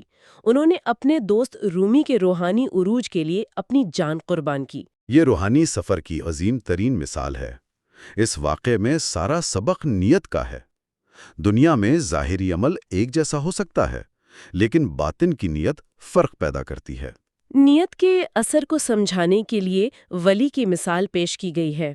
ولی ایک چراغ کی طرح ہوتا ہے۔ وہ کمرے میں نیچے رکھا ہو یا اونچی جگہ پر، اس کا مقصد صرف روشنی دینا ہوتا ہے۔ وہ اپنے مقام کو بلند کرنے کے لیے اوپر نہیں بیٹھنا چاہتا، بلکہ اس لیے کہ دوسروں کو راستہ دکھا سکے۔ اس پر حضرت محمد صلی اللہ علیہ وآلہ وسلم کے فتح مکہ کا حوالہ دیا گیا۔ حضرت محمد صلی اللہ علیہ وآلہ وسلم نے مکہ کو مال و دولت یا زمین کے لیے فتح نہیں کیا تھا، بلکہ ان کا مقصد وہاں کے اندھیروں میں روشنی اور زندگی پہنچانا تھا۔ ان کا ہاتھ ہمیشہ دینے والا تھا، چھیننے والا نہیں۔ جیسے ایک بادشاہ باز کے لیے جال بچھاتا ہے تو مقصد اسے اعلیٰ مقام دینا ہوتا ہے، فنا کرنا نہیں۔ جب نیت اور فنا کی بات سمجھ آتی ہے تو 8ویں مقالے میں ایمان اور وحدانیت کا موضوع چھڑتا ہے۔ کہا جاتا ہے کہ عامر کا والد دنیا کے تمام مذاہب کو ایک کرنا چاہتا تھا، لیکن رومی نے بتایا کہ اس دنیا میں مختلف مقاصد ہیں۔ اصل وحدانیت صرف آخرت میں ظاہر ہوگی۔ اس دنیا میں ہمارے اندر ہی مختلف خواہشات کی جنگ چل رہی ہے۔ ایک پرندہ ہے جو ہمیں اوپر آسمان کی طرف لے جانا چاہتا ہے، اور ایک چوہا ہے جو نیچے زمین کی طرف کھینچتا ہے۔ ہر شخص دنیا میں مال، محبت یا علم کے پیچھے بھاگ رہا ہے، لیکن باطن میں وہ اللہ پاک کی ہی تلاش میں ہے۔ وہ سمجھتا ہے کہ ان چیزوں سے سکون مل جائے گا، لیکن جب پا لیتا ہے تو احساس ہوتا ہے کہ پیاس تو بجھی ہی نہیں۔ اس پر رومی دوا فروش کی مثال دیتے ہیں۔ ایک دکاندار جس کے پاس ذخیرہ لامحدود ہے، لیکن وہ خریدار کو اتنی ہی چیز دیتا ہے جتنی رقم وہ لایا ہوتا ہے۔ یہاں رقم سے مراد انسان کے باطن کا ایمان اور اخلاص ہے۔ حکمت کی بارش بے پایاں ہے، لیکن ملتی اپنی صلاحیت کے مطابق ہے۔ اگر ایمان کی بات ہو تو رومی کہتے ہیں کہ ایمان ایک جھنڈے کی مانند ہے۔ انسان جھنڈے کو بلند کرتا ہے اور پھر عقل، غصہ، خوف اور امید اس کے دفاع کے لیے میدان میں اتر آتی ہیں۔ اس سارے روحانی سفر کا عروج ہمیں 9ویں مقالے میں ملتا ہے۔ یہاں حجاب اور نور یعنی پردوں اور روشنی کا تذکرہ ہے۔ رومی سمجھاتے ہیں کہ اللہ سبحانہ و تعالیٰ کے نزدیک ہر چیز اچھی ہے۔ جیسے بادشاہ کے ملک میں پھانسی دھاٹ اور قیمتی لباس دونوں ضروری ہیں، لیکن انسان کے نزدیک ان میں فرق ہے۔ وہ وضاحت کرتے ہیں کہ ایمان نماز سے زیادہ بڑا اور مقدم ہے، کیونکہ نماز مؤخر ہو سکتی ہے لیکن ایمان نہیں۔ تو اس سب کا مطلب کیا ہے؟ ہم سمجھتے ہیں کہ مرشد سے ملنے کی خواہش روحانی ہے، لیکن دراصل یہ بھی ایک پردہ بن جاتی ہے۔ ان پردوں کی ضرورت کو سمجھنا دلچسپ علم ہے۔ سورج کی روشنی فاصلے سے زمین پر زندگی پیدا کرتی ہے، پھل پکاتی ہے۔ لیکن اگر وہی سورج بغیر کسی پردے کے بالکل قریب آ جائے تو سب کچھ جلا کر راکھ کر دے گا۔ اسی طرح اللہ کی عظیم ذات اور انسانی وجود کے درمیان پردے اس لیے ہیں تاکہ ہم زندہ رہ سکیں اور نور کو برداشت کر سکیں۔ اور اس نور کو پانے میں عقل اور عشق کا مقام الگ بیان کیا گیا ہے۔ عقل ایک پروانے کی طرح ہے اور محبوب حقیقی ایک روشن شمع کی طرح ہے۔ پروانے کا اصل مقصد آخر میں خود کو اس روشنی میں جلانا اور فنا کر دینا ہے۔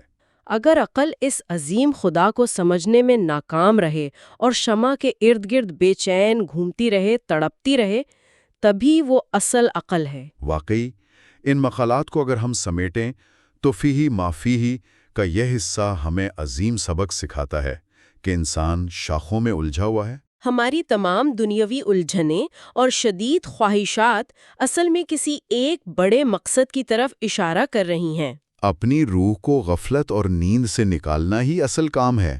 یہ دنیا ایک پرکشش گاڑی ہے اور ہماری روح اس کا مسافر ہے۔ ہم سجاوٹ میں اتنے مگن ہو جاتے ہیں کہ اندر بیٹھے ہوئے مسافر کو ہی بھول جاتے ہیں۔ رومی بار بار زور دیتے ہیں کہ فانی باتوں پر فکر کرنے کے بجائے اپنے اصل ٹھکانے کی فکر کرنی چاہیے۔ دنیا کی کوئی چیز روح کی پیاس نہیں بجھا سکتی۔ سننے والوں، ان تمام کہانیوں اور روحانی مثالوں کی گہرائی سے گزرنے کے بعد ہم آخر میں ایک گہرا سوال چھوڑتے ہیں۔ اگر ہاتھی اور کنویں کی کہانی سچ ہے کہ دوسروں کی برائیاں ہمارے اپنے نفسی زخموں کا عکس ہیں، اور ہماری عقل صرف ایک بے قرار پروانہ ہے جو شمع کے آگے بے بس ہے، تو کیا یہ ممکن ہے کہ زندگی میں جن مشکلات اور مخالفتوں سے ہم سب سے زیادہ لڑتے ہیں، دراصل وہی وہ اوزار ہیں جو قدرت نے ہمیں بیدار کرنے اور ہمارے اصل مقصد کی طرف واپس لے جانے کے لیے بے حد احتیاط سے بنائے ہیں؟ اس گہرے سوال پر خود سے گفتگو ضرور کیجیے گا۔ یہ واقعی ایک تڑپا دینے والا سوال ہے جو سیدھا باطن میں اتر جاتا ہے۔ اس دلچسپ اور روحانی علمی سفر میں ہمارے ساتھ شامل ہونے کا بے حد شکریہ۔ اگلی ایسی ہی محفل میں اس تسلسل کو آگے بڑھائیں گے۔ تب تک کے لیے اپنے باطن اور حقیقت کا خیال رکھیے۔ اس شاندار اور فکری محفل میں اور کہانیوں کی اس نشست میں خوش آمدید۔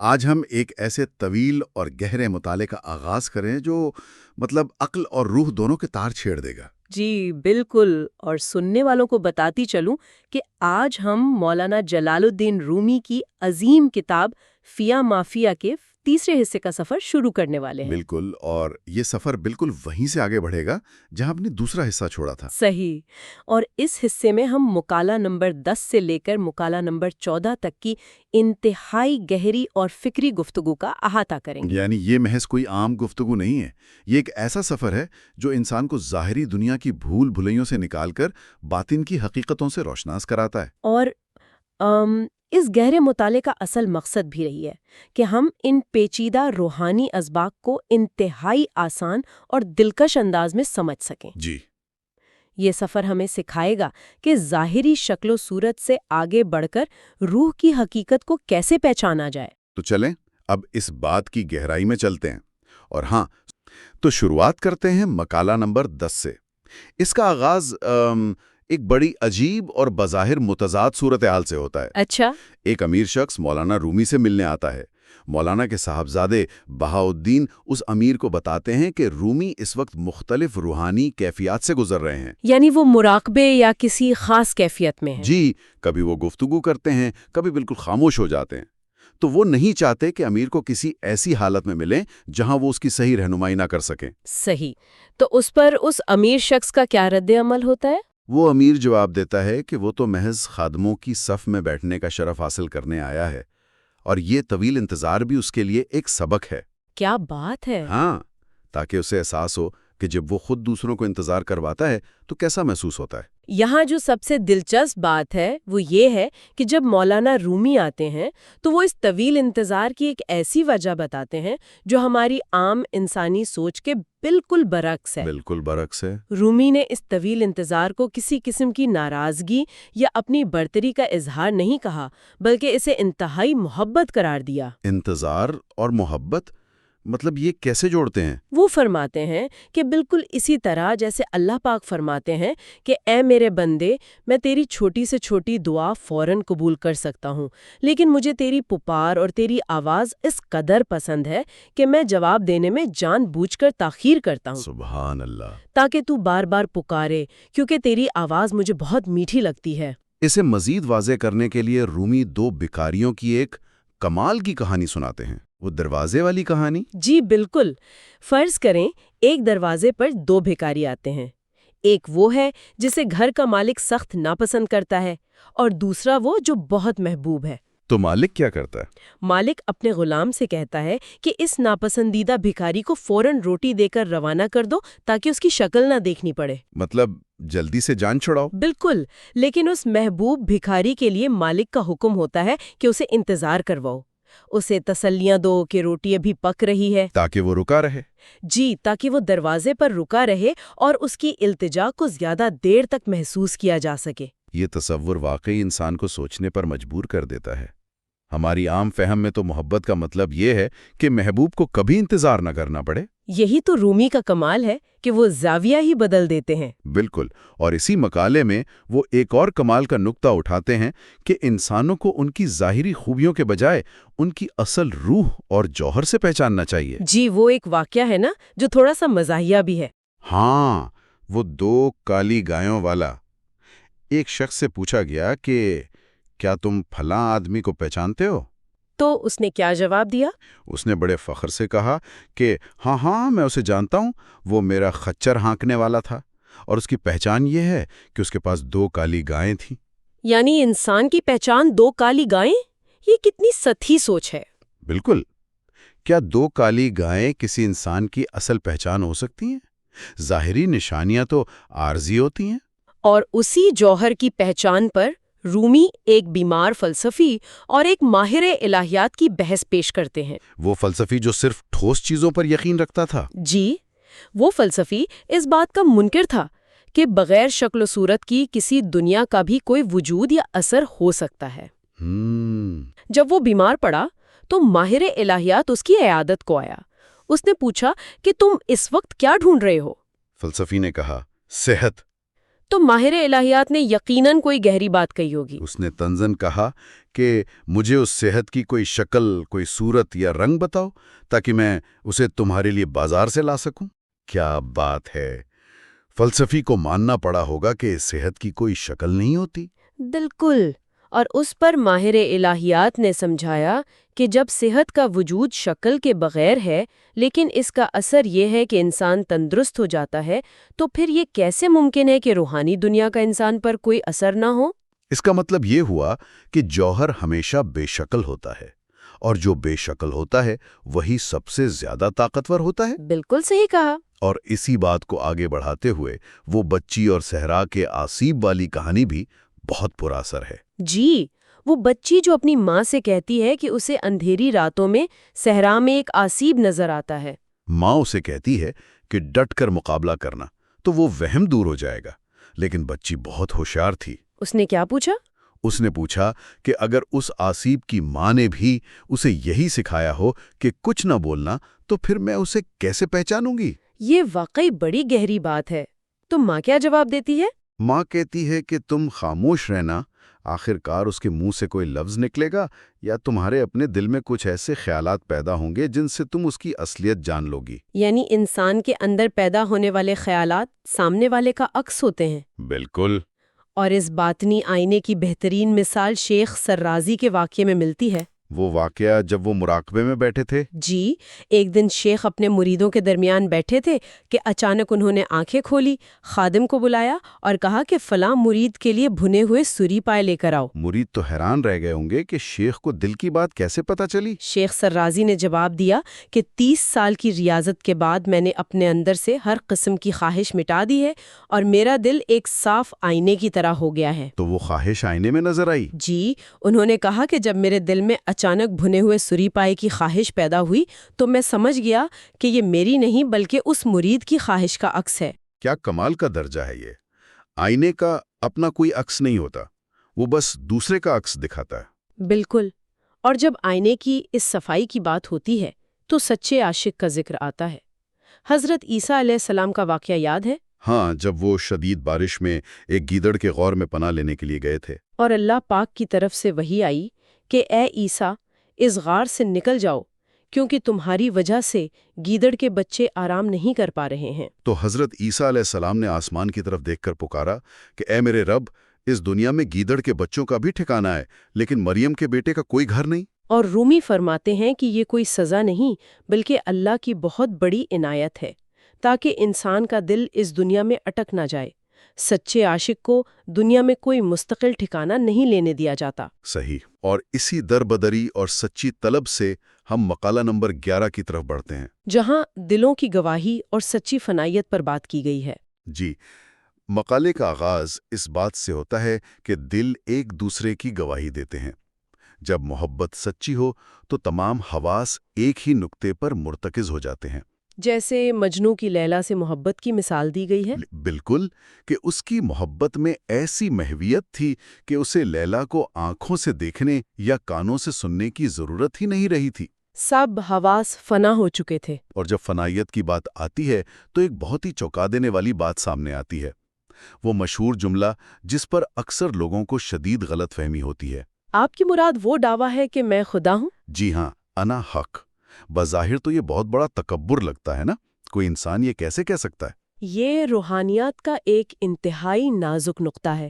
رومی اسے کمال دانش مندی سے سمجھاتے ہیں کہ سچے عاشق کے منہ سے یہ نکلنا تکبر نہیں بلکہ انتہائی عاجزی کی علامت ہے۔ وہ کیسے؟ جو شخص کہتا ہے کہ میں اللہ کا بندہ ہوں، وہ دراصل دو وجود تسلیم کر رہا ہے، ایک اپنا اور ایک اللہ کا۔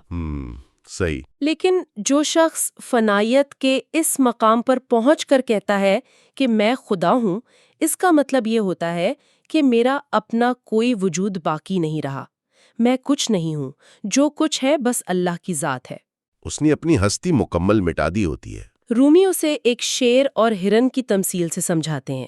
جب شیر ہرن کا پیچھا کر رہا ہو تو جنگل میں دو الگ وجود نظر آتے ہیں۔ لیکن جب شیر ہرن کو دبوچ لیتا ہے تو ہرن خوف سے اپنی سدھ بدھ کھو بیٹھتا ہے۔ بالکل، اور اس لمحے صرف شیر کی ہیبت باقی رہتی ہے، ہرن کی اپنی کوئی مرضی نہیں رہتی، وہ فنا ہو جاتا ہے۔ یہ فنائیت واقعی سمجھنا آسان نہیں ہے۔ رومی نے اسے بادشاہ اور غلام کی کہانی سے بھی واضح کیا ہے۔ وہ سنہری پیالے والی کہانی؟ جی، بادشاہ نے اپنے غلاموں کو حکم دیا کہ ہاتھ میں سنہری پیالے لے کر کھڑے ہوں۔ اس کا سب سے پسندیدہ غلام بھی وہاں تھا۔ تو کیا ہوا؟ جیسے ہی بادشاہ کی نظر اس غلام پر پڑی، وہ مہویت کے عالم میں اپنا ہوش کھو بیٹھا اور اس کے ہاتھ سے وہ قیمتی پیالہ گر کر ٹوٹ گیا۔ اور باقی غلاموں نے کیا کیا؟ انہوں نے بھی نقلی کرتے ہوئے اپنے پیالے زمین پر دے مارے۔ بادشاہ نے پوچھا کیوں کیا؟ تو بولے کہ ہم نے آپ کے پسندیدہ غلام کی نقل کی ہے۔ تو بادشاہ نے ضرور انہیں ڈانٹا ہوگا۔ بادشاہ نے کہا کہ بے وقوفو، اس نے وہ پیالہ جان بوجھ کر نہیں توڑا، بلکہ اس کی حالت محویت میں وہ فعل دراصل میری ہی مرضی سے ہوا تھا۔ سچا عاشق بادشاہ کی ذات میں فنا تھا اور باقی صرف نقل ہی کر رہے تھے۔ بالکل۔ اور اگر ہم اس فنائیت کو پوری کائنات کے نظام پر دیکھیں تو کائنات کا بھی ایک مشترکہ مقصد نظر آتا ہے۔ رومی خیمہ بنانے والوں کی مثال دیتے ہیں کہ ایک کاریگر رسی بن رہا ہے، دوسرا کپڑا سی رہا ہے، بظاہر سب کا کام مختلف ہے، لیکن اندرونی مقصد ایک ہی ہے، خیمہ تیار کرنا۔ رومی فرماتے ہیں کہ اس دنیا میں نیک اور بد دونوں دراصل اللہ پاک کی منشا اور اسی کے نظام کے تحت کام کر رہے ہیں۔ اور یہاں انسان کے باطنی شعور یعنی انسان کے اندر کے معالج کی بات بھی آتی ہے۔ جی، انسان کی اپنی خالص فطرت، اس کا ضمیر، اس کا اندرونی معالج ہے۔ جب تک روح بیمار نہ ہو وہ ہمیشہ صحیح راستہ دکھاتی ہے۔ اسی باطن شعور کے ساتھ ہم مقالہ نمبر 12 میں داخل ہوتے ہیں، اور یہ ایک ایسے سوال سے شروع ہوتا ہے جو سن کر ذہن الگ جاتا ہے۔ وہ کون سا سوال ہے؟ سوال یہ ہے کہ اگر کوئی ولی کسی کا جبڑا توڑ دے تو مظلوم کون ہے؟ بظاہر تو یہی لگتا ہے کہ جس کا جبڑا ٹوٹا وہ مظلوم ہے۔ بظاہر یہ ایک خطرناک فلسفہ لگتا ہے۔ بالکل، کوئی بھی اس کی آڑ میں تشدد کو جائز قرار دے سکتا ہے۔ اس الجھن کو ہم کیسے سلجھائیں؟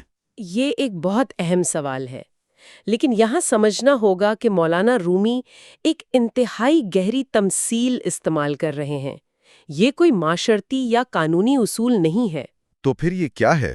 رومی فرماتے ہیں کہ چونکہ ولی اللہ پاک کی ذات میں مکمل فنا ہوتا ہے، اس کا اپنا کوئی ذاتی ارادہ یا غصہ نہیں ہوتا، اس لیے اس کا ہر فعل دراصل اللہ کا فعل مانا جاتا ہے۔ اور چونکہ اللہ پاک کبھی ظالم نہیں ہو سکتا، اس لیے وہ ولی ہی حق پر ہے۔ بالکل، اور در حقیقت وہی مظلوم ہے جس کے وجود کو استعمال کر کے وہ فعل انجام پایا۔ اس کا مقصد انسان کو کامل اطاعت کا سبق دینا ہے۔ جیسے شاگرد اور درزی کی مثال دی گئی ہے۔ جی، کہ اگر شاگرد سلائی سیکھنا چاہتا ہے تو اسے اپنی مرضی چھوڑ کر استاد کے احکامات ماننے پڑتے ہیں۔ کامل اطاعت کے ساتھ مقالہ 12 میں اللہ کے فضل کا ذکر بھی نمایاں ہے۔ شب قدر 1000 مہینوں سے بہتر ہے، اس حوالے سے خوبصورت بحث ہے۔ رومی بتاتے ہیں کہ انسان کی لاکھوں کوششیں اپنی جگہ، لیکن اللہ پاک کا ایک لمحے کا فضل ان تمام کوششوں پر بھاری ہے۔ ایک کھچاؤ انسان کو وہاں پہنچا دیتی ہے جہاں وہ 1000 سال کی مشقت سے نہیں پہنچ سکتا۔ اور اس فضل کو پانے کے لیے اللہ کے بارے میں اچھا گمان رکھنا بہت ضروری ہے۔ حضرت عیسیٰ اور حضرت یحییٰ علیہ السلام کا مکالمہ یاد ہے؟ جی، حضرت عیسیٰ علیہ السلام بہت مسکراتے تھے، جبکہ حضرت یحییٰ ہمیشہ روتے تھے اور شدید خوف خدا میں مبتلا رہتے تھے۔ بارگاہ میں پیش ہوا تو اللہ تعالیٰ نے فرمایا کہ مجھے وہ مقام زیادہ پسند ہے جو میرے بارے میں بہتر گمان رکھتا ہے۔ یعنی انسان جیسی امید رکھتا ہے اللہ اس کے لیے ویسا ہی ہو جاتا ہے۔ اسی لیے اپنی سوچ پاک رکھنا لازمی ہے، اور اسی مقالے کے آخر میں اکبر جہاد کا ذکر آتا ہے۔ سب سے بڑی جنگ جو میدانوں میں تلواروں سے نہیں لڑی جاتی بلکہ باطن میں اٹھنے والے خیالات کی فوج سے لڑی جاتی ہے۔ رومی اسے مشک اور اس کی خوشبو کی مثال سے سمجھاتے ہیں۔ فرماتے ہیں کہ یہ دنیاوی لذتیں اس اصل مشک کی محض ہوا میں اڑتی خوشبو ہے۔ اور عقل مند انسان وہ ہے جو صرف خوشبو پر قناعت نہیں کرتا بلکہ اصل مشک یعنی اللہ کی ذات تک پہنچنے کی جستجو کرتا ہے۔ کیونکہ خوشبو تو اڑ جاتی ہے، مشک باقی رہتا ہے۔ اور اسی اصل مشک کی تلاش ہمیں مقالہ نمبر 13 کی طرف لے جاتی ہے، رات کی تنہائی اور حقیقی طلب۔ دن کا اجالا تو دنیا کے کاموں کے لیے ہے، لیکن رات کا پردہ انسانی نفسیات کا بڑا امتحان ہے۔ رات کے اندھیرے میں دکھاوا ختم ہو جاتا ہے، منافق کا پردہ پھاش ہو جاتا ہے۔ کیونکہ اسے دیکھنے والا کوئی انسان موجود نہیں ہوتا تو وہ سو جاتا ہے، لیکن سچا عاشق رات کی تنہائی میں اپنے رب کے حضور حاضر ہوتا ہے۔ انسان کتنا عجیب ہے نا؟ رومی فرماتے ہیں کہ انسان کو جب تکلیف ہوتی ہے، جیسے دانت یا سر کا درد، تب وہ خالص ہو کر صرف اللہ کو پکارتا ہے۔ اس وقت کوئی کھوٹ نہیں ہوتا، لیکن جیسے ہی سکون ملتا ہے وہ دوبارہ دنیاوی لذتوں میں کھو جاتا ہے۔ اللہ پاک فرماتے ہیں کہ انسان کی یہ لذت پرستی ہی اس کی اصل دشمن ہے، کیونکہ یہ اسے غافل کر دیتی ہے۔ اور یہی غفلت وہ مقام ہے جہاں مقالہ نمبر 14 ہمارے سامنے ایک راز کھولتا ہے۔ آخر یہ دنیا ہے کیا؟ اس مقالے کے آخری حصے میں بے لبک کے ایک گنجے شخص کی بڑی عجیب تمثیل پیش کی گئی ہے۔ ہاں، وہ شخص جو سر پر ایک بڑی سی ٹرے اٹھائے پھر رہا ہے، جس میں جڑی بوٹیوں کے چھوٹے چھوٹے نمونے رکھے ہیں۔ یہ نمونے اس بات کی گواہی ہیں کہ اس شخص کے پاس یا کسی اور جگہ ان جڑی بوٹیوں کے بہت بڑے ڈھیر موجود ہیں۔ یہ تصویر ذہن میں لائیں تو ہنسی آ جاتی ہے، لیکن اس کا پیغام کتنا گہرا ہے کہ یہ پوری دنیا بھی بس ایک نمونوں کی ٹرے ہے۔ بالکل، رومی اس تمثیل سے یہ راز آشکار کرتے ہیں کہ یہ دنیا، ہماری نعمتیں، عقل، خوشیاں، یہ سب اس لامحدود خزانے کا محض ایک چھوٹا سا نمونہ ہے جو دوسری دنیا میں موجود ہے۔ جو کچھ اس ٹرے میں نظر آ رہا ہے وہ سمندر کا ایک قطرہ ہے۔ انسان کا جسم ایک ساحل کی مانند ہے اور روح سمندر کا حصہ ہے۔ اسی بات کو رومی موسم بہار کی ہوا سے تشبیہ دیتے ہیں۔ وہ ہوا جو نظر تو نہیں آتی، لیکن جب چلتی ہے تو پھولوں کا جھومنا اس کی گواہی دیتا ہے۔ بالکل، اسی طرح انسان کی اندرونی خوبیاں جیسے صبر اور سخاوت پوشیدہ ہیں، لیکن جب انسان ان پر عمل کرتا ہے تو اس کے اعمال خوبیوں کا پتہ دیتے ہیں۔ اگر ہم اس پورے طویل مطالعے کے نچوڑ کو سمیٹیں تو ہم کیا کہیں گے؟ پیغام بہت پرسکون ہے۔ انسان کو ظاہری شکل و صورت اور مادی کامیابیوں کے دھوکے سے باہر نکلنا چاہیے۔ ہمیں روح کے اصل جوہر کو دیکھنا چاہیے۔ یعنی خود کو اللہ کی سچی محبت میں فنا کرنا ہی اصل کامیابی ہے۔ جی، ہمیں اس دنیا کے عارضی نمونوں پر قناعت کرنے کے بجائے ابدی حقیقت اور اصل مشق کی تلاش کرنی چاہیے۔ یہ واقعی ایک ایسا فکری سفر تھا جس نے بظاہر عام چیزوں میں چھپے لامحدود رازوں سے پردہ اٹھایا۔ سننے والوں کے لیے اس محفل کے اختتام پر ہم ایک ایسا سوال چھوڑے جا رہے ہیں جو سب کو سوچنے پر مجبور کر دے گا۔ وہ کیا ہے؟ اگر ہم یہ مان لیں کہ یہ دنیا، ہماری تمام توانائیاں اور کامیابیاں واقعی صرف ایک نمونوں کی ٹرے ہیں، تو ذرا سوچئے وہ اصل مشق اور لامحدود خزانوں کا مرکز کیسا ہوگا جہاں سے یہ سب آ رہا ہے۔ کیا ہم اس اصل کی تلاش کے لیے تیار ہیں؟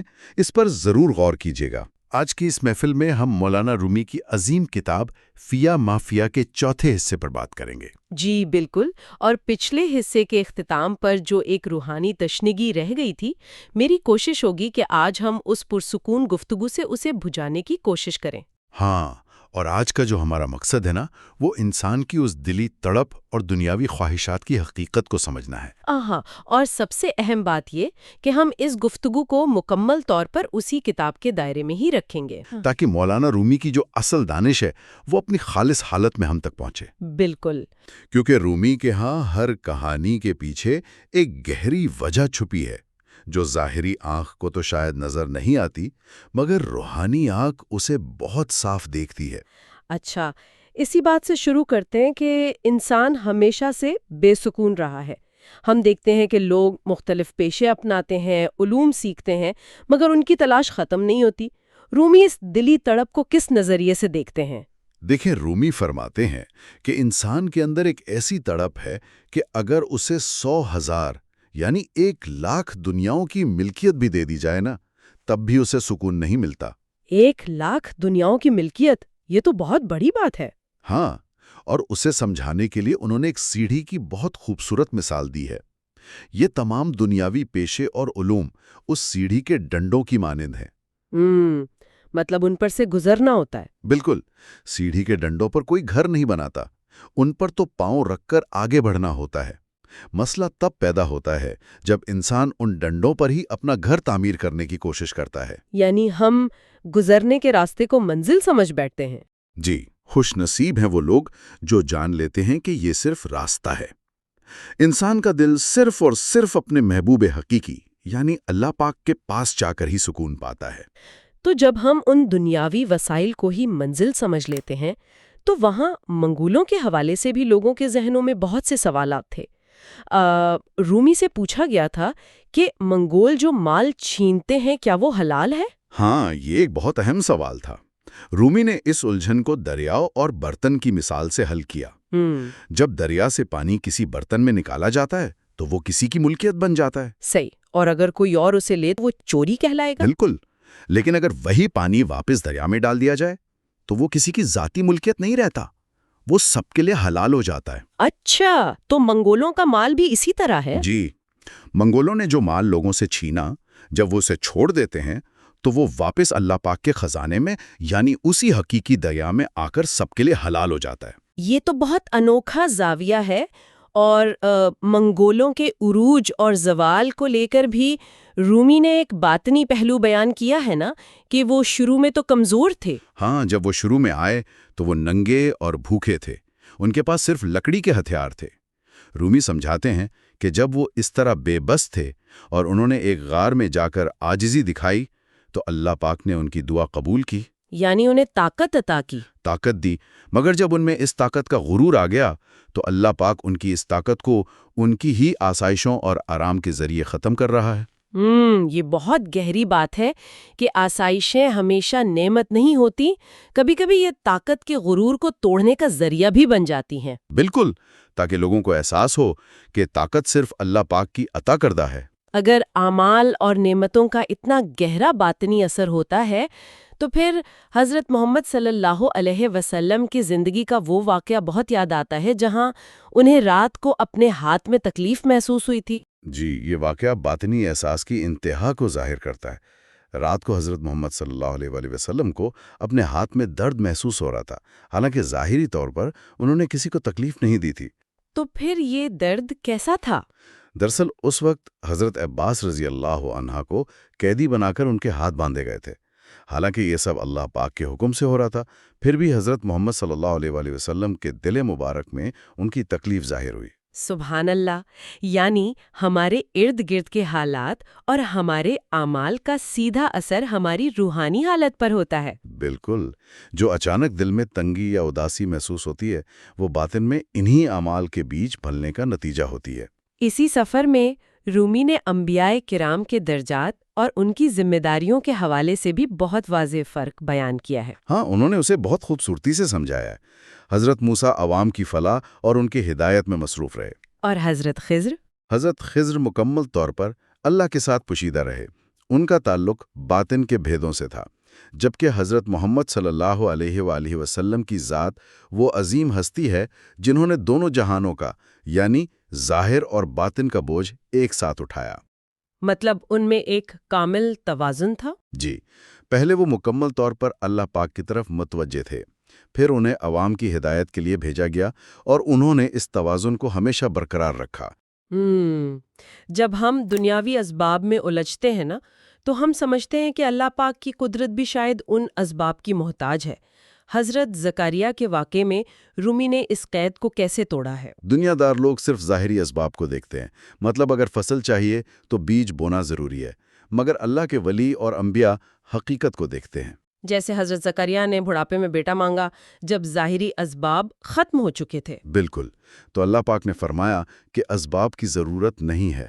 اللہ پاک چاہے تو بغیر کسی ظاہری سبب کے پوری مخلوق پیدا کر سکتا ہے۔ وسائل اللہ کے محتاج ہیں، اللہ وسائل کا محتاج نہیں۔ تو پھر انسان اس دنیا میں آ کر یہ اصل حقیقت کیوں بھول جاتا ہے؟ رومی نے غلاموں کی ایک بڑی دلچسپ مثال دی ہے ان کے آبائی وطن سے دوری کے حوالے سے۔ رومی کہتے ہیں کہ جب غلاموں کو ان کے آبائی وطن سے لایا جاتا ہے تو ان کی 3 حالتیں ہوتی ہیں۔ جو بچپن میں لایا جاتا ہے وہ اپنا وطن مکمل بھول جاتا ہے، اور جو تھوڑا بڑا ہو اسے دھندلا سا یاد رہتا ہے، اور جو بڑی عمر میں آتا ہے اسے اپنا وطن بہت اچھی طرح یاد رہتا ہے۔ یہ مثال دراصل ان روحوں کی ہے جنہیں اللہ پاک کے قرب سے اس دنیا میں بھیجا گیا ہے۔ یعنی کچھ روحیں ظاہری دنیا میں آ کر اپنا اصلی روحانی وطن بالکل بھول چکی ہیں۔ جی، اور کچھ کو وہ آواز تھوڑی بہت یاد ہے، وہ حق کے طلبگار رہتے ہیں۔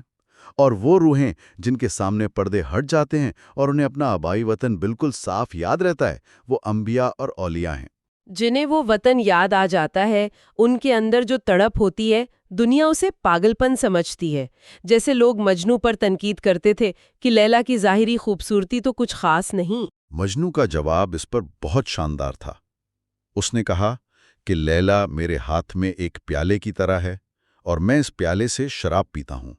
مجھے اس شراب سے عشق ہے جو پیالے کے اندر ہے، پیالے سے نہیں۔ کیا بات ہے! یعنی دنیا کے تمام ظاہری شکلیں پیالے کی طرح ہیں۔ بالکل، جن کے پاس روحانیت کی بھوک نہیں، انہیں صرف مٹی کا پیالہ نظر آتا ہے۔ جیسے پیٹ بھرے انسان کو روٹی صرف روٹی لگتی ہے، مگر بھوکے کو اسی روٹی میں زندگی نظر آتی ہے۔ اچھا، جو انسان اس عشق کو پا لیتا ہے، اس کی اپنی ذات کا کیا بنتا ہے؟ رومی اولیاء اللہ کو دروازوں اور دیواروں کی مانند کیوں کہتے ہیں؟ اسے تصوف میں فنا کہتے ہیں۔ فنا کا مطلب ذات کو ختم کرنا نہیں، بلکہ اپنی انا کو اس حد تک مٹا دینا ہے کہ ذاتی خواہشات باقی نہ رہیں۔ تو پھر وہ دیوار کیسے بن گئے؟ جب ایک ولی مکمل فنا کے مقام پر پہنچتا ہے تو وہ ایک خالی دروازے یا دیوار کی طرح ہو جاتا ہے۔ اب اس دروازے سے جو آواز آتی ہے وہ دراصل اللہ پاک کی ذات کی طرف سے ہوتی ہے۔ یعنی ان کے باطن میں ان کا اپنا کچھ باقی نہیں رہتا؟ جی بالکل، اس لیے ان سے ٹکرانا دراصل حقیقت سے ٹکرانا ہے۔ یہ تو ایک بہت بلند مقام ہے، مگر عام انسان کو تو روزانہ برائی اور نیکی کی کشمکش کا سامنا ہوتا ہے۔ امیر روم جب منگولوں کے سامنے مجبوراً جھکتے تھے تو انہیں بڑی شرمندگی ہوتی تھی۔ اور رومی نے اس شرمندگی کو ایک بہترین نعمت قرار دیا۔ انہوں نے فرمایا کہ تمہارے اندر جو یہ برائی کا احساس پیدا ہو رہا ہے، یہ اس بات کی دلیل ہے کہ اللہ پاک نے تمہارے دل میں ایمان کا نور رکھا ہے۔ یعنی شرمندگی بھی ایک نور ہے؟ بالکل۔ اگر کسی نے میٹھے پانی کا ذائقہ چکھا ہو تبھی اسے کھارا پانی برا لگتا ہے نا، یہ نور ہی ہے جو برائی کو برائی دکھاتا ہے۔ اور جو اس نور سے محروم ہے وہ تو اس برائی پر خوش رہتے ہیں۔ انسان اس کشمکش کا شکار کیوں ہے؟ رومی نے مخلوقات کی جو 3 قسمیں بتائی ہیں وہ بڑی اہم ہے۔ رومی فرماتے ہیں کہ ایک طرف فرشتے ہیں جو صرف نور ہیں، ان میں نفسانی خواہشات نہیں ہیں۔ دوسری طرف جانور ہیں جو صرف نفس ہیں، ان پر کوئی روحانی پابندی نہیں۔ اور انسان ان دونوں کے درمیان ہے۔ جی، انسان آدھا فرشتہ اور آدھا جانور ہے۔ اس کی پوری زندگی اس آزمائش میں گزرتی ہے کہ وہ اپنی روح کو نفس پر غالب کر لے۔ اگر روح غالب آ جائے تو وہ فرشتوں سے آگے نکل جاتا ہے، اور اگر نفس غالب آ جائے تو جانوروں سے بھی بدتر ہو جاتا ہے۔ جب انسان اس کوشش میں تھکنے لگتا ہے تو سورۃ النصر کی جو باطلی تفسیر رومی نے بیان کی ہے وہ بہت ہمت دیتی ہے۔ ظاہری طور پر تو یہ سورت فتح کے بارے میں ہے، مگر اس کا باطنی پیغام انسان کی جد و جہد سے جڑا ہے۔ انسان اپنی پوری طاقت لگا کر برائی سے بچتا ہے، مگر ایک وقت آتا ہے جب وہ تھک کر نا امید ہونے لگتا ہے۔ تو کیا تب اللہ پاک کی مدد آتی ہے؟ بالکل، اسی وقت اللہ پاک کا فضل شامل حال ہوتا ہے۔ مطلب راستے پر پوری کمزور طاقت کے ساتھ چلنا ضروری ہے، مگر جب کوشش کی انتہا ہو جاتی ہے تو اللہ پاک کی رحمت اسے اپنے حصار میں لے لیتی ہے۔ اور اس سفر میں ایک بڑا خطرہ یہ بھی ہے کہ انسان صرف ظاہری عبادت پر زور دے اور روح تک نہ پہنچے۔ ابن مغکر کا واقعہ اس کی بڑی اچھی مثال ہے۔ ابن مکری قرآن کی تلاوت تو بالکل درست کرتا تھا، مگر اس کی روح سے ناواقف تھا۔ رومی اسے اخروٹ اور بچوں کی مثال سے سمجھاتے ہیں۔ ہاں، وہ کہ بچے اخروٹ کو کھیلنے کی چیز سمجھتے ہیں۔ جی، بچے اسے گھمانے کے لیے استعمال کرتے ہیں۔ اگر انہیں سچا اخروٹ یا اس کا مغز نکال کر دے دیا جائے تو وہ اسے چھوڑ دیتے ہیں، کیونکہ ان کے نزدیک اس کا مقصد صرف کھیلنا ہے۔ یعنی جو لوگ صرف ظاہری الفاظ کو پکڑتے ہیں وہ پرانی خال کو قیمتی سمجھ رہے ہوتے ہیں، جبکہ اصل قیمت تو اس کھال کے اندر کی روحانیت اور مغز میں ہے۔ اسی ظاہر میں الجھنے کا ایک اور پہلو یہ ہے کہ رومی کہتے ہیں دنیا کی تمام تعمیر اور ترقی اس بات پر مبنی ہے کہ لوگ حقیقت سے اندھے ہیں۔ یہ تو بڑی حیرت انگیز بات ہے۔ یہ بات انسان کو جھنجھوڑ دیتی ہے۔ رومی فرماتے ہیں کہ اگر ہر کسی کی آنکھیں دوسری دنیا کے لیے کھل جائیں تو یہ دنیا ویران ہو جائے۔ کوئی گھر نہیں بنائے گا، کوئی صنعت نہیں چلے گی۔ یعنی یہ اندھا پن ہی ہے جو دنیا کا نظام چلا رہا ہے۔ جی، لوگ غفلت میں مبتلا ہیں اور اسی غفلت سے دنیا کی ظاہری تہذیب بن رہی ہے۔ انسان اپنے آبائی وطن کو بھول کر اس سرائے میں محل تعمیر کر رہا ہے۔ جو لوگ اس اندھے پن سے نکل آتے ہیں اور سچا راستہ دکھاتے ہیں، دنیا والے انہیں کس طرح دیکھتے ہیں؟ وہ صحرا کے پیاسے مسافر اور بدو کی کہانی بھی تو اسی رویے کی عکاسی کرتی ہے نا؟ بالکل، وہ ایک بہت گہری تمثیل ہے۔ جب وہ پیاسا مسافر خیمے میں جاتا ہے تو بدو اسے کھارا پانی اور صحرائی چوہے کھلاتا ہے۔ اور مسافر ہمدردی میں اسے بغداد اور کوفہ کے میٹھے پانی کا بتاتا ہے۔ ہاں، مگر بدو اپنی بیوی سے کہتا ہے کہ اس کی باتوں پر دھیان نہ دو، یہ حاسد لوگ ہیں، یہ ہماری اس آسائش کو دیکھ کر جلتے ہیں۔ حیرت کی بات ہے کہ وہ اس عذاب کو آسائش سمجھ رہے تھے۔ یہی دنیا دار لوگوں کا اولیاء کے ساتھ معاملہ ہے۔ سچے روحانی مشوروں کو وہ حسد سمجھتے ہیں کیونکہ انہوں نے کبھی وہ میٹھا پانی چکھا ہی نہیں ہوتا۔ ایسی غافل دنیا میں پھر انسان کا بہترین مقام کون سا ہے؟ وہ جو اندھے کنویں اور قافلے کی کہانی ہے وہ یہاں ایک بہت اہم سبق دیتی ہے۔ جی، قافلے کے لوگ کنویں میں جاتے ہیں اور غائب ہو جاتے ہیں۔ ایک قوی دل والا شخص نیچے جاتا ہے تو وہاں ایک کالی مخلوق اس سے پوچھتی ہے کہ بہترین جگہ کون سی ہے؟ اور وہ بہت حکمت سے جواب دیتا ہے کہ بہترین جگہ وہ ہے جہاں انسان کا دل مطمئن ہو، چاہے وہ زمین کی گہرائی ہو یا چوہے کا بل۔ اس کا سیدھا باطنی پیغام یہ ہے کہ روحانی سکون کسی مخصوص مقام یا ظاہری لباس سے نہیں جڑا، بلکہ دل کی کیفیت اور اللہ کی رضا سے جڑا ہے۔ ظاہر اور باطن کے اس فرق کو واضح کرتے ہوئے رومی ظاہری لباس پر بھی تنقید کرتے ہیں۔ وہ کتے کے گلے میں سونے کے پٹے کی جو مثال ہے، رومی سوال کرتے ہیں کہ اگر ایک شکاری کتے کے گلے میں سونے کا پٹا ڈال دیا جائے تو کیا وہ اس پٹے کی وجہ سے شکاری بنتا ہے؟ بالکل نہیں، وہ تو اپنی صلاحیت سے پہچانا جاتا ہے۔ یہی بات ہے، عالم کا علم اس کے باطن میں ہے، کپڑوں میں نہیں۔ جن کا باطن خالی ہوتا ہے وہ ظاہر کو چمکانے میں وقت ضائع کرتے ہیں۔ اور جو لمبی کہانیوں اور ظاہری باتوں میں الجھ جاتے ہیں ان کی مثال اس سبزی فروش کی طرح ہے جو اپنا مقصد ہی بھول گیا۔ وہ سبزی فروش اپنی محبوبہ کی خادمہ کو لمبی لمبی بے معنی کہانیاں سناتا ہے اور عشق کے دعوے کرتا ہے، مگر جب خادمہ واپس محبوبہ کے پاس جاتی ہے تو سیدھا مقصد کی بات کرتی ہے۔ یعنی ہم بھی لمبی باتوں میں اصل مقصد کھو دیتے ہیں۔ جی، دنیا کے پیچیدہ فلسفوں میں ہمارا اصل مقصد جو کہ اللہ پاک کی پہچان ہے وہ گم ہو جاتا ہے۔ اگر دنیا اتنی الجھی ہوئی ہے تو پھر کوئی یہ بھی سوچ سکتا ہے کہ سب کچھ چھوڑ کر جنگلوں میں اکیلے بیٹھ جانا چاہیے، مگر اسلام میں اس رہبانیت کی ممانعت کیوں ہے؟ یہی تو اسلام کی عظمت ہے اور حضرت محمد صلی اللہ علیہ وآلہ وسلم کا راستہ ہے۔ تنہا بیٹھنے سے نفس کا کامل تزکیہ نہیں ہوتا۔ سماجی زندگی، شادی، رشتے، یہ سب دراصل انسان کے کردار کو مانچنے کا ذریعہ ہیں۔ یعنی دوسروں کی زیادتیاں برداشت کرنے سے نفس پاک ہوتا ہے؟ بالکل، سماج ایک بھٹی کی طرح ہے۔ دوسرے کی سختی برداشت کرنے سے آپ کے اپنے باطن کی میل صاف ہوتی ہے۔ یہ تو ایک مکمل تربیت ہے، اور انسان کی نفسیات یہ بھی ہے کہ جس چیز کو چھپایا جائے طلب اسی کی بڑھتی ہے۔ رومی نے روٹی چھپانے کی مثال دی تھی۔ جی، اگر آپ کے پاس ایک عام سی روٹی ہو اور آپ اسے چھپائیں تو لوگوں میں اسے حاصل کرنے کی ہوس پیدا ہو جائے گی۔ جہاں بے جا پابندیاں ہوتی ہیں وہاں تجسس اور خواہش بڑھ جاتی ہے۔ ایسی دنیا میں اگر شمس تبریز جیسے عظیم اولیاء مل جائیں تو انہیں ظاہری آنکھوں سے تو نہیں دیکھا جا سکتا، تو ان کی محفل کا کیا آداب ہے؟ ان کی محفل میں بیٹھنے والوں کو اپنی تمام ذاتی خواہشات اور انا کو فنا کرنا پڑتا ہے۔ جب تک کوئی اپنا پیالہ خالی کر کے نہیں لائے گا اس میں روحانیت کی شراب کیسے بھری جائے گی؟ یعنی مرشد کے ارادے میں خود کو فنا کرنا پڑتا ہے تاکہ اللہ پاک کی قربت محسوس ہو۔ یہاں رومی نے ایک ایسے شاعر شریف کے اشعار پر بڑی تنقید کی جس نے کہا تھا کہ اللہ پاک ہم سے بے نیاز ہیں۔ رومی فرماتے ہیں کہ یہ دوستوں کی نہیں دشمنوں کی زبان ہے۔ ایک سچا عاشق کبھی یہ سن کر خوش نہیں ہوتا کہ اس کا محبوب اس سے بے نیاز ہے۔ اس کے لیے وہ حمام کے مزدور کی بڑی پیاری مثال دیتے ہیں۔ ہاں، کہ اگر حمام کی بھٹی جلانے والا کہے کہ بادشاہ مجھ سے بے نیاز ہے تو اس میں خوشی کی کیا بات ہے؟ خوشی تو تب ہے جب بادشاہ وہاں سے گزرے اور اسے محبت سے پہچان لے۔ بے شک اللہ پاک کی بے نیازی اپنی جگہ برحق ہے، مگر بندے کی تو یہی تمنا ہونی چاہیے کہ اللہ پاک اس پر اپنی توجہ فرمائے۔ بالکل، اور اس توجہ کے مقابلے میں دنیا کے نظام کی حیثیت کیا ہے؟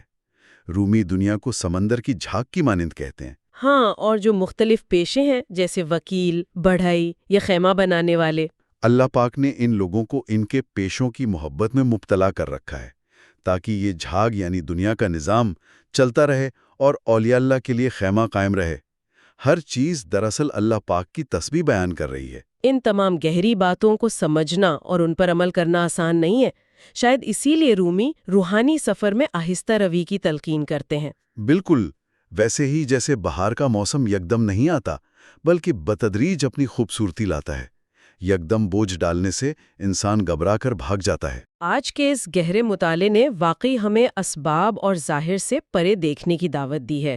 ہم نے سمجھا کہ کیسے یہ دنیاوی پیشے اس سیڑھی کے ڈنڈوں کی طرح ہے اور سماج کی تلخیاں ہماری روحانی تربیت کا ذریعہ ہے۔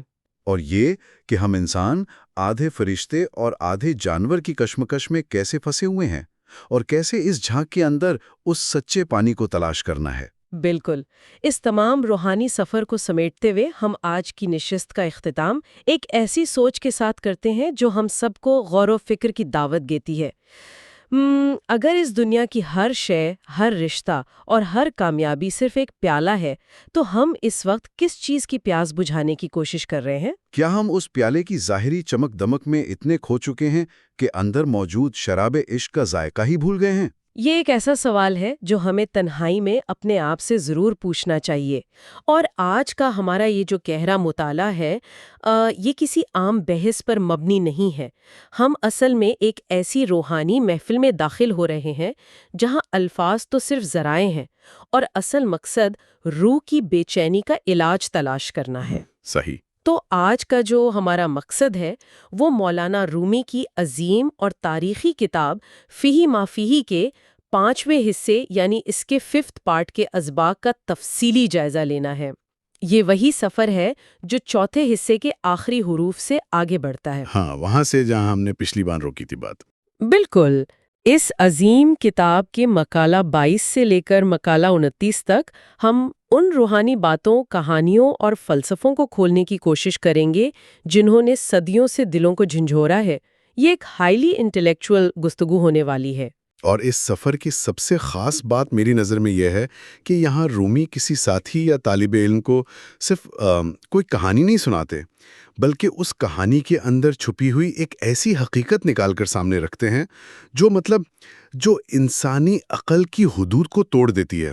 واقعی انسانی عقل وہاں تھوڑی بے بس ہو جاتی ہے۔ ایگزیکٹلی۔ اس 5ویں حصے میں انسانی منطق، تخلیق کی کشمکش اور خدا کی محبت کے درمیان جو ایک گہرا ربط ہے نا، اسے واضح کیا گیا ہے۔ اگر ہم ان مقالات کو صرف واقعات کے طور پر پڑھیں تو بات مکمل نہیں ہوگی۔ ہاں، وہ صرف قصے کہانیاں بن کے رہ جائیں گی۔ بالکل۔ اصل مقصد ان کے پیچھے چھپے اس کیوں کو سمجھنا ہے۔ یہ کتاب ہمیں ظاہری دنیا سے نکال کر باطن کی ایسی گہرائیوں میں لے جاتی ہے جہاں ہر مثال کا تعلق سیدھا ہماری اپنی ذات سے ہوتا ہے۔ اور یہی وجہ ہے کہ جب ہم مقالہ 22 کا مطالعہ شروع کرتے ہیں تو شروعات ہی ایک ایسے واقعے سے ہوتی ہے جو ہماری فطرت کی ایک بہت بڑی خامی کی طرف اشارہ کرتا ہے۔ ابن چاوش والا واقعہ۔ ہاں، ابن چاوش اور شیخ صلاح الدین کا واقعہ۔ مطلب آپ دیکھیں، ایک طرف وہ لوگ ہیں جو کسی کامل روحانی رہنما کی تلاش میں ہند سے لے کر سندھ تک کا لمبا سفر کرتے ہیں، کٹھن اور تھکا دینے والا سفر۔ عظیم قربانیاں دیتے ہیں تاکہ انہیں روحانیت کا کوئی راستہ مل سکے۔ مگر دوسری طرف ابن چاوش ہے، اس کے اپنے ہی گھر میں شیخ صلاح الدین جیسا عظیم روحانی رہنما موجود ہے، لیکن وہ ان کی بالکل قدر نہیں کرتا، بلکہ وہ ان سے سخت ناراض ہے کیونکہ شیخ نے اسے کسی بات پر سختی سے ٹوکا تھا اور سمجھایا تھا۔ ہاں، یہ واقعہ ظاہر کرتا ہے کہ انسان کے قریب ترین موجود عظیم نعمتیں اکثر اس کی ناشکری کے نظر ہو جاتی ہیں۔ ہم قدر نہیں کرتے اور اس ناسمجھی کی بنیاد میں اصل میں انسان کا اپنا نفس اور اس کی انا ہوتی ہے۔ ابن چاوش کو لگتا ہے کہ شیخ کا جو غصہ ہے وہ اس کی ذاتی توہین ہے، لیکن رومی یہاں تصوف کا ایک بہت گہرا راز کھولتے ہیں۔ کیا راز ہے وہ بتاتے ہیں کہ ایک کامل مرشد کا غصہ دراصل اس کی انتہائی شفقت اور محبت کی نشانی ہوتا ہے۔ مطلب اس بات کو سمجھنے کے لیے ایک بہترین مثال دی جاتی ہے۔ اگر کوئی شخص اندھے پن میں کسی گہرے گڈھے میں گرنے والا ہو اور کوئی دوسرا شخص اسے بچانے کے لیے زور سے پکارے یا اسے سختی سے بازو سے پکڑ کر پیچھے کھینچ لے، تو وہ ظاہری سختی اسے تباہی سے بچانے کے لیے ہوتی ہے۔ وہ دشمنی نہیں بلکہ زندگی بچانے کا عمل ہے۔ صحیح، وہ دشمنی نہیں لگتی پھر۔ بالکل۔ صوفی روایت میں آب حیات کے بارے میں یہ مشہور ہے کہ وہ ہمیشہ اندھیرے میں چھپا ہوتا ہے، اور اندھیرا یہاں تکلیف، آزمائش اور سختی کی علامت ہے۔ اللہ پاک کی راہ میں اور روحانیت کے سفر میں اگر کوئی سوچے کہ منزل بغیر کسی قربانی کے مل جائے گی، تو وہ خام خیالی ہے۔ واقعی خام خیالی ہے۔ روحانیت کا رستہ پھولوں کی سیج نہیں ہے، بلکہ اپنے ہی اندر کے اندھیروں سے لڑنے کا رستہ ہے۔ اور یہ آب حیات اور اندھیرے والی بات سیدھا ہمیں اس اگلے خیال سے جوڑتی ہے جہاں رومی راستوں اور منزلوں کی کشمکش کو بیان کرتے ہیں۔ اگر سفر اتنا لمبا اور اندھیرا ہے تو لازمی بات ہے کہ ہر کسی کا راستہ الگ ہوگا۔ ہاں، ہر ایک کا اپنا تجربہ ہوگا۔ صحیح، اور یہی سبق ہمیں مقالہ 30 میں ملتا ہے۔ رومی ایک واقعہ سناتے ہیں جب وہ ترکت اور انطالیہ کے علاقوں میں تھے۔ ان کی گفتگو اور روحانی محفل چل رہی تھی، اور حیرانگی کی بات یہ تھی کہ اس محفل میں کچھ غیر مسلم بھی موجود تھے۔ صحیح۔ جب رومی نے کلام شروع کیا تو وہ لوگ بھی قطار و قطار رونے لگے۔ محفل میں کسی نے سوال اٹھایا کہ ان لوگوں کو تو ہماری زبان بھی پوری طرح سمجھ نہیں آ رہی، ان کے عقائد مختلف ہیں، تو پھر یہ اس طرح کیوں رو رہے ہیں؟ اور رومی نے اس کا جو جواب دیا وہ تو روحانیت کا نچوڑ تھا۔ بالکل۔ انہوں نے فرمایا کہ الفاظ تو صرف ایک برتن کی طرح ہوتے ہیں، اصلی چیز تو ان کے اندر موجود مقصد اور روحانیت ہے جو ہر انسان کے دل کو سیدھا چھوتی ہے۔ جب پانی ایک پیاسے کے اندر جاتا ہے تو اسے اس بات سے فرق نہیں پڑتا کہ برتن مٹی کا ہے یا سونے کا۔ کیا خوبصورت بات ہے، پیاس بجھنی چاہیے۔ ہاں، اور اس پیاس کو سمجھنے کے لیے رومی نے آگے کعبہ کی ایک بہترین مثال دی ہے۔ کعبہ ایک آخری منزل ہے، لیکن وہاں پہنچنے کے راستے بے شمار ہیں۔ ایک مسافر شام سے آ رہا ہے، کوئی چین سے آنے کا قصد کر رہا ہے، کوئی ہند سے اور کوئی یمن سے۔ مختلف سمتوں سے لوگ آ رہے ہیں۔ بالکل۔ اگر صرف ان راستوں کو دیکھا جائے تو ان میں عظیم اختلاف موجود ہے۔ ایک کا راستہ شمال کی طرف ہے تو دوسرے کا جنوب کی طرف۔ ظاہری طور پر وہ ایک دوسرے کے مخالف سمت میں جا رہے ہیں، اور اس بات پر آپس میں بحث بھی کر سکتے ہیں کہ اصل راستہ کون سا ہے۔ ہاں، ہر کوئی کہے گا میرا راستہ ٹھیک ہے۔ صحیح، لیکن جب وہ سب اپنی منزل پر یعنی کعبہ میں پہنچ جاتے ہیں تو وہ ساری بحث، سارا اختلاف وہیں ختم ہو جاتا ہے، کیونکہ سب کے دلوں کا مقصد اور ان کا رخ ایک ہی مرکز کی طرف ہو جاتا ہے۔ ہاں، جب مرکز ایک ہو گیا تو بحث ختم، اور انہوں نے ایک پیالے کی مثال بھی تو دی ہے اس میں۔ بالکل، اس منطق کو مزید گہرا کرنے کے لیے دی گئی ہے۔ ایک پیالے کو دیکھ کر لوگوں کی مختلف رائے ہو سکتی ہے۔ کوئی کہے گا اسے سیدھا رکھو، کوئی کہے گا اسے اندر سے پہلے صاف کرو، اور کوئی باہر سے دھونے پر اصرار کرے گا۔ ان سب باتوں پر اختلاف ہو سکتا ہے، مگر ایک باریک پوائنٹ جس پر سب متفق ہوں گے وہ یہ ہے کہ اس پیالے کا کوئی نہ کوئی بنانے والا، کوئی عظیم تخلیق کار ضرور ہے۔ اس سے ایک بہت گہری بات سمجھ آتی ہے مجھے کہ انسان کو اصل الجھن منزل کی تلاش میں نہیں بلکہ اپنی خود ساختہ منطق اور عقل میں ہوتی ہے۔ جہاں محبت ہوتی ہے وہاں عقل کا داخلہ الجھن پیدا کرتا ہے۔ صحیح کہہ رہی ہیں آپ۔ اور یہی وجہ ہے کہ رومی ابلیس اور حضرت آدم کی وہ عظیم مثال پیش کرتے ہیں جو اس بحث کو ہمیشہ کے لیے سمیٹ لیتی ہے۔ دونوں آزمائش میں آئے لیکن دونوں کا رویہ ایک دوسرے سے بالکل متضاد تھا۔ یہی اس مقالے کا سب سے مرکزی خیال ہے۔ ابلیس نے اللہ سبحانہ و تعالیٰ کے سامنے اپنی عقل، اپنی منطق اور اپنی سمجھ کا پورا استعمال کیا۔ اس نے بحث کی، یہ دلیل پیش کی کہ میں آگ سے پیدا ہوا ہوں اور یہ آدم مٹی سے۔ ایک اعلیٰ چیز ادنا کے سامنے کیوں جھکے؟ اس نے لاجک ڈھونڈی وہاں۔ اس نے اس بات کو لاجک کے پردے میں چھپانے کی کوشش کی، جبکہ اصل میں اس کے اندر تکبر تھا۔ دوسری طرف حضرت آدم تھے۔ جب انہیں جنت سے زمین پر بھیجا گیا تو انہوں نے کوئی عقلی دلیل پیش نہیں کی۔ وہ بھی تو کہہ سکتے تھے نا۔ ہاں، اگر ظاہری عقل کی بات کریں تو وہ بھی کہہ سکتے تھے کہ یا اللہ، سب کچھ تو آپ کی مرضی سے ہوتا ہے، میری کیا مجال تھی؟ مگر انہوں نے ایسا نہیں کیا۔ انہوں نے اپنی محبت اور انتہائی ادب کی وجہ سے خاموشی اور عاجزی اختیار کی اور سارا قصور اپنے نفس پر لے لیا۔ محبت کے دربار میں انسان عقل کی بحث نہیں کرتا۔ جہاں سچی محبت اور خدا ترسی ہوتی ہے وہاں صرف ادب اور عاجزی ہوتی ہے۔ اور اسی عاجزی اور تسلیم و رضا کی بات ہمیں مقالہ 24 اور 25 کے ان عظیم اسباق کی طرف لے جاتی ہے جہاں عاجزی کی سب سے عظیم مثال حضرت محمد صلی اللہ علیہ وسلم کے ذکر کے ساتھ ملتی ہے۔ بے شک۔ کتاب میں واضح کیا گیا ہے کہ آپ صلی اللہ علیہ وسلم کی عاجزی کا عالم یہ تھا کہ کوئی شخص انہیں سلام میں پہل نہیں کر پاتا تھا۔ آپ صلی اللہ علیہ وسلم ہمیشہ خود سلام میں پہل فرماتے۔ وہ اس درخت کی اس شاخ کی طرح تھے جو پھل کے بوجھ اور مٹھاس سے خود ہی جھک جاتی ہے۔ سبحان اللہ۔ اور پھر وہ عظیم مقام آتا ہے جہاں آپ صلی اللہ علیہ وسلم نے فرمایا کہ مجھے حضرت یونس پر اس لیے فضیلت مت دو کہ میرا سفر آسمانوں پر تھا جبکہ ان کا سفر مچھلی کے پیٹ میں انتہائی گہرائی اور اندھیرے میں تھا، کیونکہ اللہ پاک کی ذات تو ہر جگہ موجود ہے، چاہے آسمان کی بلندی ہو یا سمندر کی تاریک گہرائی۔ یہ روایت ثابت کرتی ہے کہ بلندی صرف مقام میں نہیں بلکہ انسان کے باطن کی عاجزی میں ہوتی ہے۔ اور اس باطن کو سمجھنے کے لیے ان مقالات میں انسانی تخلیق کی ایک ایسی مثال پیش کی گئی ہے جو انتہائی ہوش ربا ہے۔ رومی فرماتے ہیں کہ انسان کی تخلیق ایسی ہے جیسے ایک فرشتے کے پر کسی گدھے کے ساتھ باندھ دیے گئے ہوں۔ بڑی سخت مثال ہے یہ، فرشتے کے پر اور گدھا۔ ہاں، لیکن اس کے پیچھے وضاحت بہت گہری ہے۔ یہاں گدھا انسان کے ان ادنا اور جانوری جذبات کی علامت ہے جو زمین کی طرف کھینچتے ہیں، یعنی بھوک، ہوس اور لالچ، جبکہ فرشتے کے پر اس روحانی نور اور پرواز کی علامت ہیں جو انسان کو بلندی کی طرف لے جاتے ہیں۔ دونوں کا تضاد۔ مقصد یہ ہے کہ اس خاکی وجود میں بھی فرشتے کی روحانیت اور نور بیدار ہو جائے۔ انسان دراصل مٹی اور نور کا ایک بے مثال مجموعہ ہے۔ اس بات کو مزید واضح کرنے کے لیے ایک درزی اور موچی کی مثال دی گئی ہے۔ اچھا، موچی کی مثال۔ ایک موچی کے پاس چمڑا بہت زیادہ مقدار میں موجود ہوتا ہے، مگر وہ جوتا بالکل پاؤں کے ناپ کے مطابق ہی کاٹتا ہے۔ یا جیسے پانی کا ایک عظیم ریزروائر ہے، پانی لانے والے کو خود نہیں معلوم ہوتا کہ یہ پانی کسی عظیم گلاب کے باغ کو سیراب کرے گا یا کسی چھوٹی سی کیاری کو۔ جو جس کی ضرورت ہے وہی ملے گا۔ بالکل۔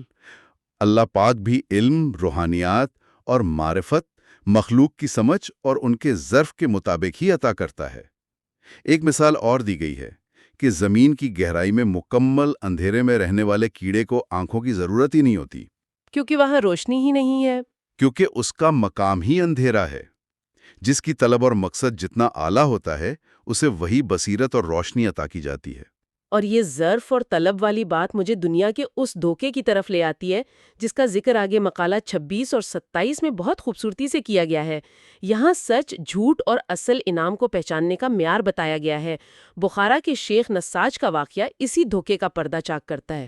وہ رشوت والا واقعہ؟ ہاں، وہاں ایک شخص ایک قاضی کی بے حد تعریف کر رہا تھا کہ یہ قاضی اس قدر ایماندار ہے کہ اس نے کبھی رشوت نہیں لی۔ شیخ نساج نے یہ سن کر ایک ایسی بھید بھری بات کہی جو کسی کی بھی عام عقل کو حیران کر دے۔ انہوں نے اس شخص سے کہا کہ تم جو اس قاضی کے سامنے کھڑے ہو کر اس کی میٹھی اور جھوٹی تعریف کر رہے ہو، دراصل یہ خوشامد کرنا ہی سب سے بڑی رشوت ہے۔ یہ بہت گہری بات ہے۔ ظاہری رشوت تو نہیں لی مگر نفس کی رشوت لے لی۔ انسان مادی رشوت سے تو بچ جاتا ہے، لیکن اپنے نفس کی تعریف اور رتبے کی رشوت بڑی آسانی سے قبول کر لیتا ہے۔ اور یہی وجہ ہے کہ صوفیہ کہتے ہیں کہ دنیا کی تعریف اور رتبہ اصل میں سب سے بڑا جال ہے۔ اصل روحانی حقیقت وہ ہے جہاں انسان کو اپنی عقل، اپنا رتبہ اور اپنا علم بادشاہ کے دروازے پر چھوڑ دینا پڑتا ہے۔ اس کی مثال بالکل اس مریض کی طرح دی گئی ہے جو جب کسی حکیم یا ڈاکٹر کے پاس جاتا ہے تو وہ اپنی عقل، اپنی پسند اور ناپسند تبھی پر چھوڑ دیتا ہے۔ ہاں، وہ ڈاکٹر کو نہیں بتاتا کہ کیا کرنا ہے۔ جو دوا طبیب دے، چاہے وہ کڑوی ہی کیوں نہ ہو، مریض اسے چپ چاپ قبول کرتا ہے۔ یا جیسے کوئی قیمتی کپڑا درزی کے حوالے کر کے انسان بے فکر ہو جاتا ہے کہ درزی اسے صحیح ناپ سے ہی کاٹے گا۔ خدا کی محبت میں بھی خود کو مکمل طور پر سونپ دینا پڑتا ہے۔ یہی اصل خود سپردگی ہے۔ اس پر رومی نے اس بھالو والی ایک دلچسپ کہانی بیان کی ہے جو واقعی بظاہر سادہ لگتی ہے مگر اس کے اندر پورا سمندر ہے۔ وہ استاد اور فرکوٹ والی کہانی نا؟ ہاں، وہی کہانی۔ سردی کا موسم ہے اور ایک استاد نداری کے عالم میں اپنا گزارا کر رہا ہے۔ اچانک دیکھتے ہیں کہ ندی کے تیز پانی میں ایک بھالو بہہ رہا ہے جس کی صرف پیٹھ اور اس کے بال پانی کے اوپر نظر آ رہے ہیں۔ کنارے پر کھڑے بچے سمجھتے ہیں کہ پانی میں کوئی بڑا قیمتی فر کوٹ بہہ رہا ہے۔ وہ استاد سے کہتے ہیں کہ استاد جی جلدی سے پانی میں جائیں اور اس کوٹ کو نکال لیں۔ اور استاد چھلانگ لگا دیتا ہے۔ استاد اس شدید سردی میں اسے فر کوٹ سمجھ کر پانی میں چھلانگ لگا دیتا ہے، اسے پکڑنے کے لیے آگے بڑھتا ہے، لیکن فر کوٹ کے بجائے وہ تو ایک زندہ بھالو ہوتا ہے جو اپنے پنجوں سے استاد کو اور مضبوطی سے دبوچ لیتا ہے پانی کے اندر۔ جب بچے کنارے سے چلاتے ہیں کہ استاد جی اس کوٹ کو چھوڑ دیں اور باہر آ جائیں، تو استاد کا وہ تاریخی جواب آتا ہے کہ میں تو کوٹ چھوڑنا چاہتا ہوں پر اب یہ مجھے نہیں چھوڑتا۔ بالکل، میں چھوڑتا ہوں پر یہ مجھے نہیں چھوڑتا۔ یہ روحانیت کا اصل روپ ہے۔ اس کہانی کے اندر محبت کی جو گرفت دکھائی گئی ہے وہ واقعی حیران کر دینے والی ہے۔ یہ مثال دکھاتی ہے کہ اللہ پاک کی محبت کا جال کیسا ہوتا ہے۔ انسان ابتدا میں سمجھتا ہے کہ وہ عبادت، ریاضت اور قربانی کے ذریعے اس روحانیت کو حاصل کر رہا ہے۔ وہ سمجھتا ہے کہ اختیار اس کے اپنے پاس ہے، کہ میں خود کر رہا ہوں یہ سب۔ لیکن جب خدا کا عشق انسان کو پکڑتا ہے تو وہ ایک ایسی مضبوط گرفت ہوتی ہے جس سے نکلنا ناممکن ہو جاتا ہے۔ ہاں، وہ محبت اسے نہیں چھوڑتی۔ رومی اس کے ساتھ ایک مچھیرے کی مثال بھی جوڑتے ہیں۔ ایک تجربہ کار مچھیرا جب کنڈی میں مچھلی پھنسنے کے بعد اسے محسوس کرتا ہے تو وہ فوراً ڈوری کو نہیں کھینچتا۔ ہاں، ورنہ ٹوٹ سکتی ہے۔ وہ جانتا ہے کہ مچھلی ابھی طاقت میں ہے اور ڈوری ٹوٹ سکتی ہے۔ وہ دھاگے کو آہستہ آہستہ ڈھیلا چھوڑتا ہے، مچھلی کو تھوڑا تھکنے دیتا ہے اور پھر تھوڑا کھینچتا ہے۔ اسی طرح روحانی سفر میں اللہ پاک انسان کے اندر کی برائیوں کو، اس کے نفس کی سرکشی کو آہستہ آہستہ قابو کرتا ہے تاکہ وہ آہستہ آہستہ اپنی طاقت کھو بیٹھے اور مکمل طور پر پاک ہو جائے۔ اور اس نفس کی سرکشی کو توڑنا کتنا عظیم عمل ہے، اس کی جھلک ہمیں حضرت عمر کے اس واقعے میں ملتی ہے جو آگے بیان ہوا ہے۔ کتاب میں بتایا گیا ہے کہ کسی نے حضرت عمر کو ایک انتہائی مہلک زہر کا پیالہ لا کر دیا اور بتایا کہ یہ اس قدر طاقتور ہے کہ اس کا ایک قطرہ بھی کسی جانور کو مارنے کے لیے کافی ہے۔ لانے والے نے کہا کہ یہ زہر خاموشی سے کسی بھی باہری دشمن کا خاتمہ کرنے کے کام آئے گا۔ لیکن انہوں نے کچھ اور ہی کیا۔ انہوں نے جو کیا وہ عقل عام کے بالکل خلاف تھا۔ انہوں نے وہ پورا پیالہ قبول کیا اور خود پی لیا۔ انہوں نے فرمایا کہ میرا سب سے بڑا اور سب سے خطرناک دشمن میرا اپنا نفس ہے جو میرے اندر بیٹھا ہے، اور اس دشمن کو مارنے کے لیے مجھے اس سخت ترین چیز کی ضرورت ہے۔ یہ صرف اور صرف انبیاء اور کامل اولیاء کا وہ پختہ یقین ہے جو عام عقل سے ماورا ہے۔ یہ تو بالکل کسی بھوکے شیر کی طرف اس کی آنکھوں میں آنکھیں ڈال کر بنا خوف آگے بڑھنے والی بات ہے۔ بالکل صحیح اشارہ کیا آپ نے۔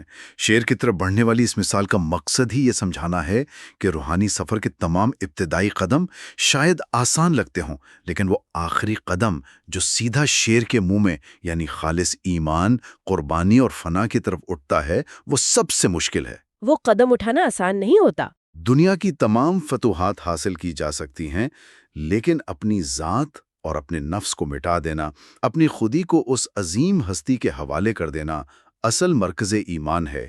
اور جب یہ یکسوئی اور روحانی احساس بیدار ہوتا ہے تو وہ کسی بھی عام انسان کی فطرت کو ہمیشہ کے لیے تبدیل کر دیتا ہے۔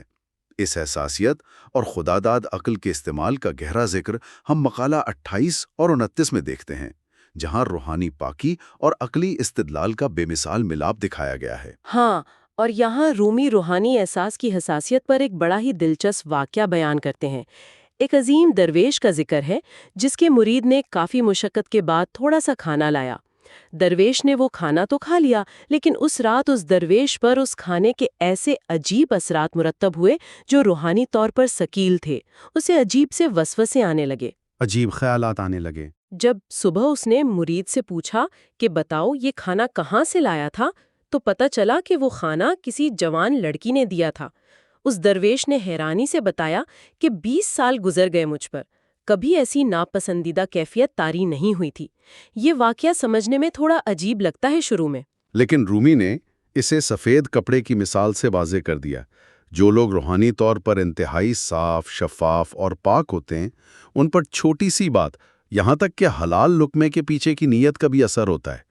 جیسے بالکل دھلے ہوئے سفید کپڑے پر چھوٹا سا سیاہی کا داغ بھی دور سے نظر آ جاتا ہے۔ ہاں، سفید پر ہر چیز واضح ہوتی ہے۔ لیکن اگر کپڑا پہلے سے ہی کالا اور میلا ہو تو اس پر کتنی ہی کیچڑ گر جائے، ظاہری طور پر کوئی فرق نظر نہیں آتا۔ یہ واقعہ دراصل اس بصیرت اور حساسیت کی علامت ہے جو دل کے صاف ہونے پر پیدا ہوتی ہے، اور اس کے بعد اس مقالے کا رخ ایک انتہائی سنجیدہ عقلی بحث کی طرف مڑتا ہے۔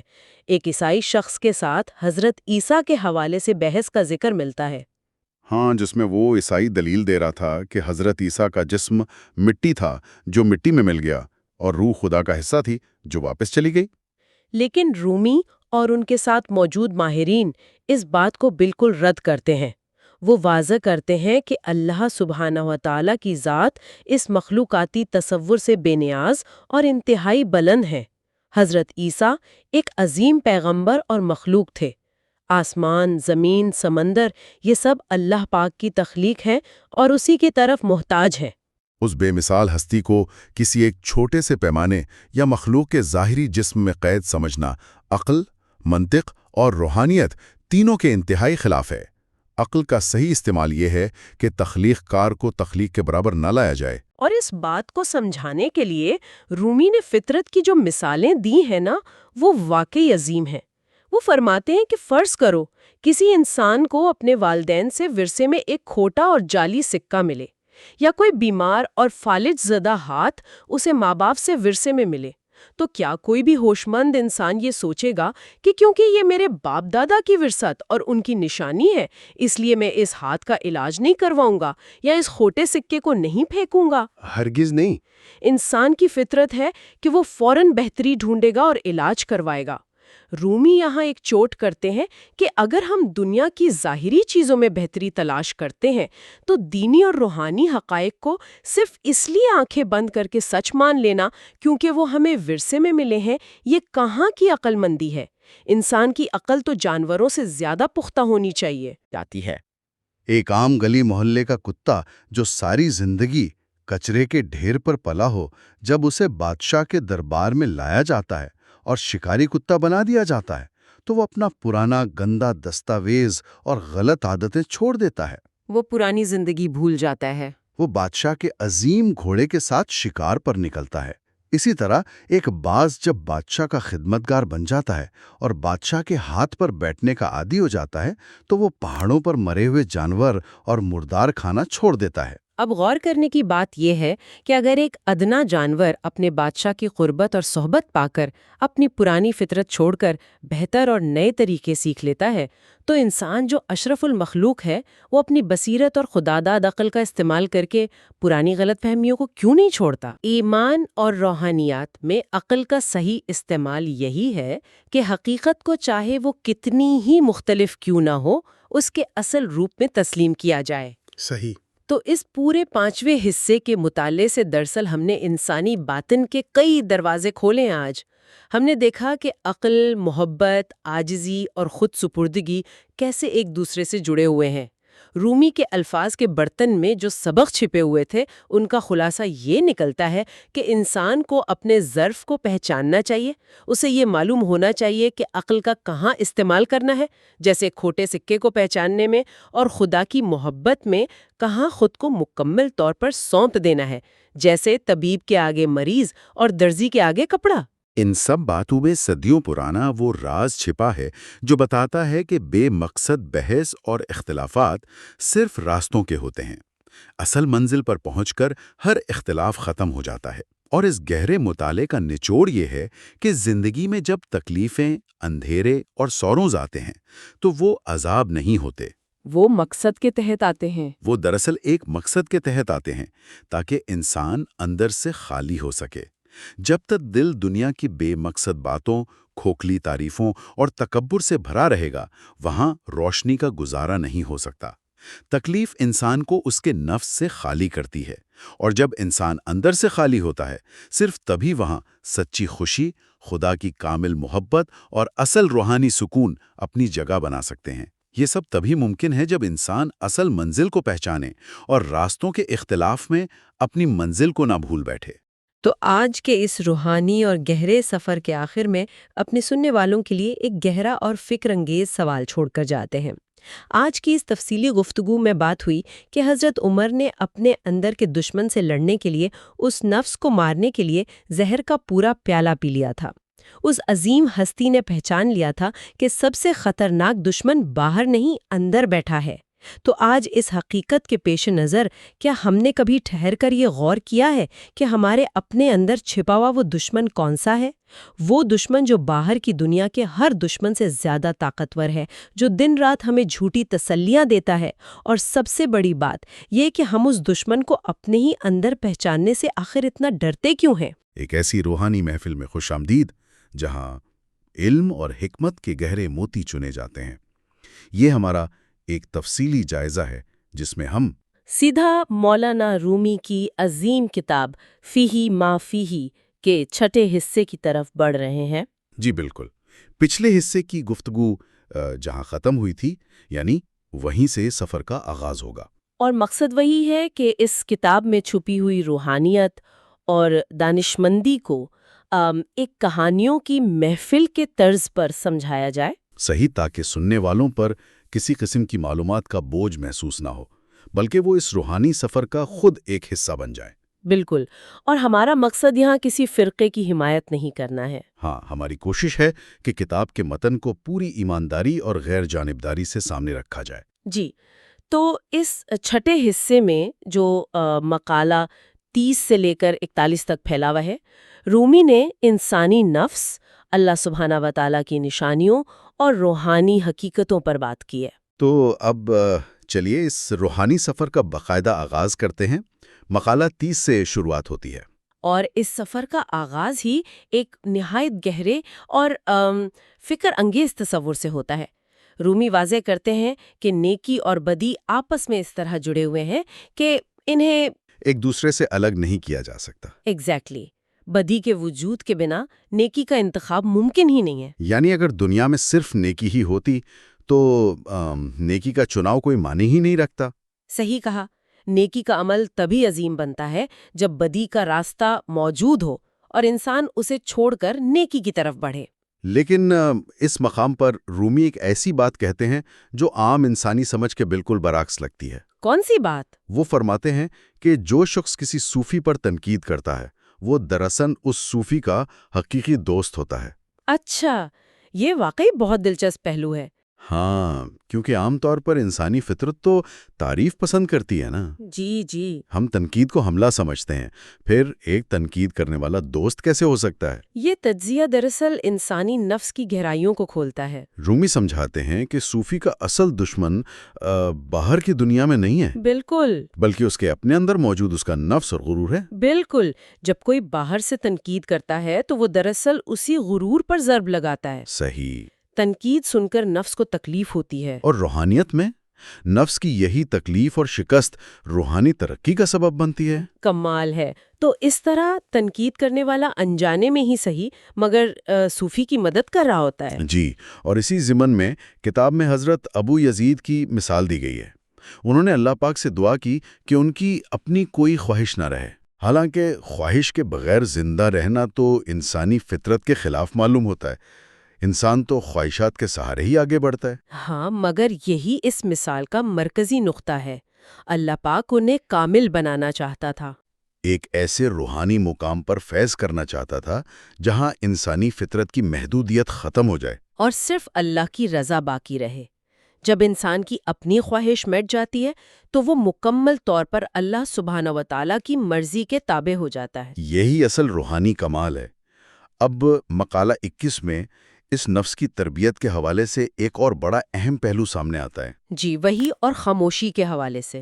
ہاں، رومی فرماتے ہیں کہ وحی کا سلسلہ صرف انبیاء تک محدود نہیں، بلکہ ایک سچا مومن اللہ پاک کے نور سے دیکھتا ہے۔ اور یہاں جو حضرت عثمان کی خلافت کے آغاز کی مثال دی گئی ہے وہ نہایت گہرائی رکھتی ہے۔ جب وہ ممبر پر آئے تو بالکل خاموش رہے۔ انہوں نے کچھ نہ بولا، لیکن ان کی خاموشی نے لوگوں پر ایک ایسی وجدانی کیفیت طاری کر دی جو شاید ہزاروں خطبوں سے ممکن نہ تھی۔ رومی اس سے یہ نتیجہ نکالتے ہیں کہ عملی امام جو اپنے وجود اور عمل سے سکھاتا ہے وہ قولی امام یعنی صرف بولنے والے امام سے کہیں بہتر ہوتا ہے۔ لیکن اس خاموشی میں ایسی کون سی طاقت تھی جو الفاظ میں نہیں ہوتی؟ یہ ایک اہم سوال ہے۔ جی، اس خاموشی کی طاقت دراصل اس باطن کی شفافیت میں چھپی ہوتی ہے نا۔ بالکل، رومی اس بات کو سمجھانے کے لیے انبیاء اور اولیاء کو ستاروں سے تشبیہ دیتے ہیں۔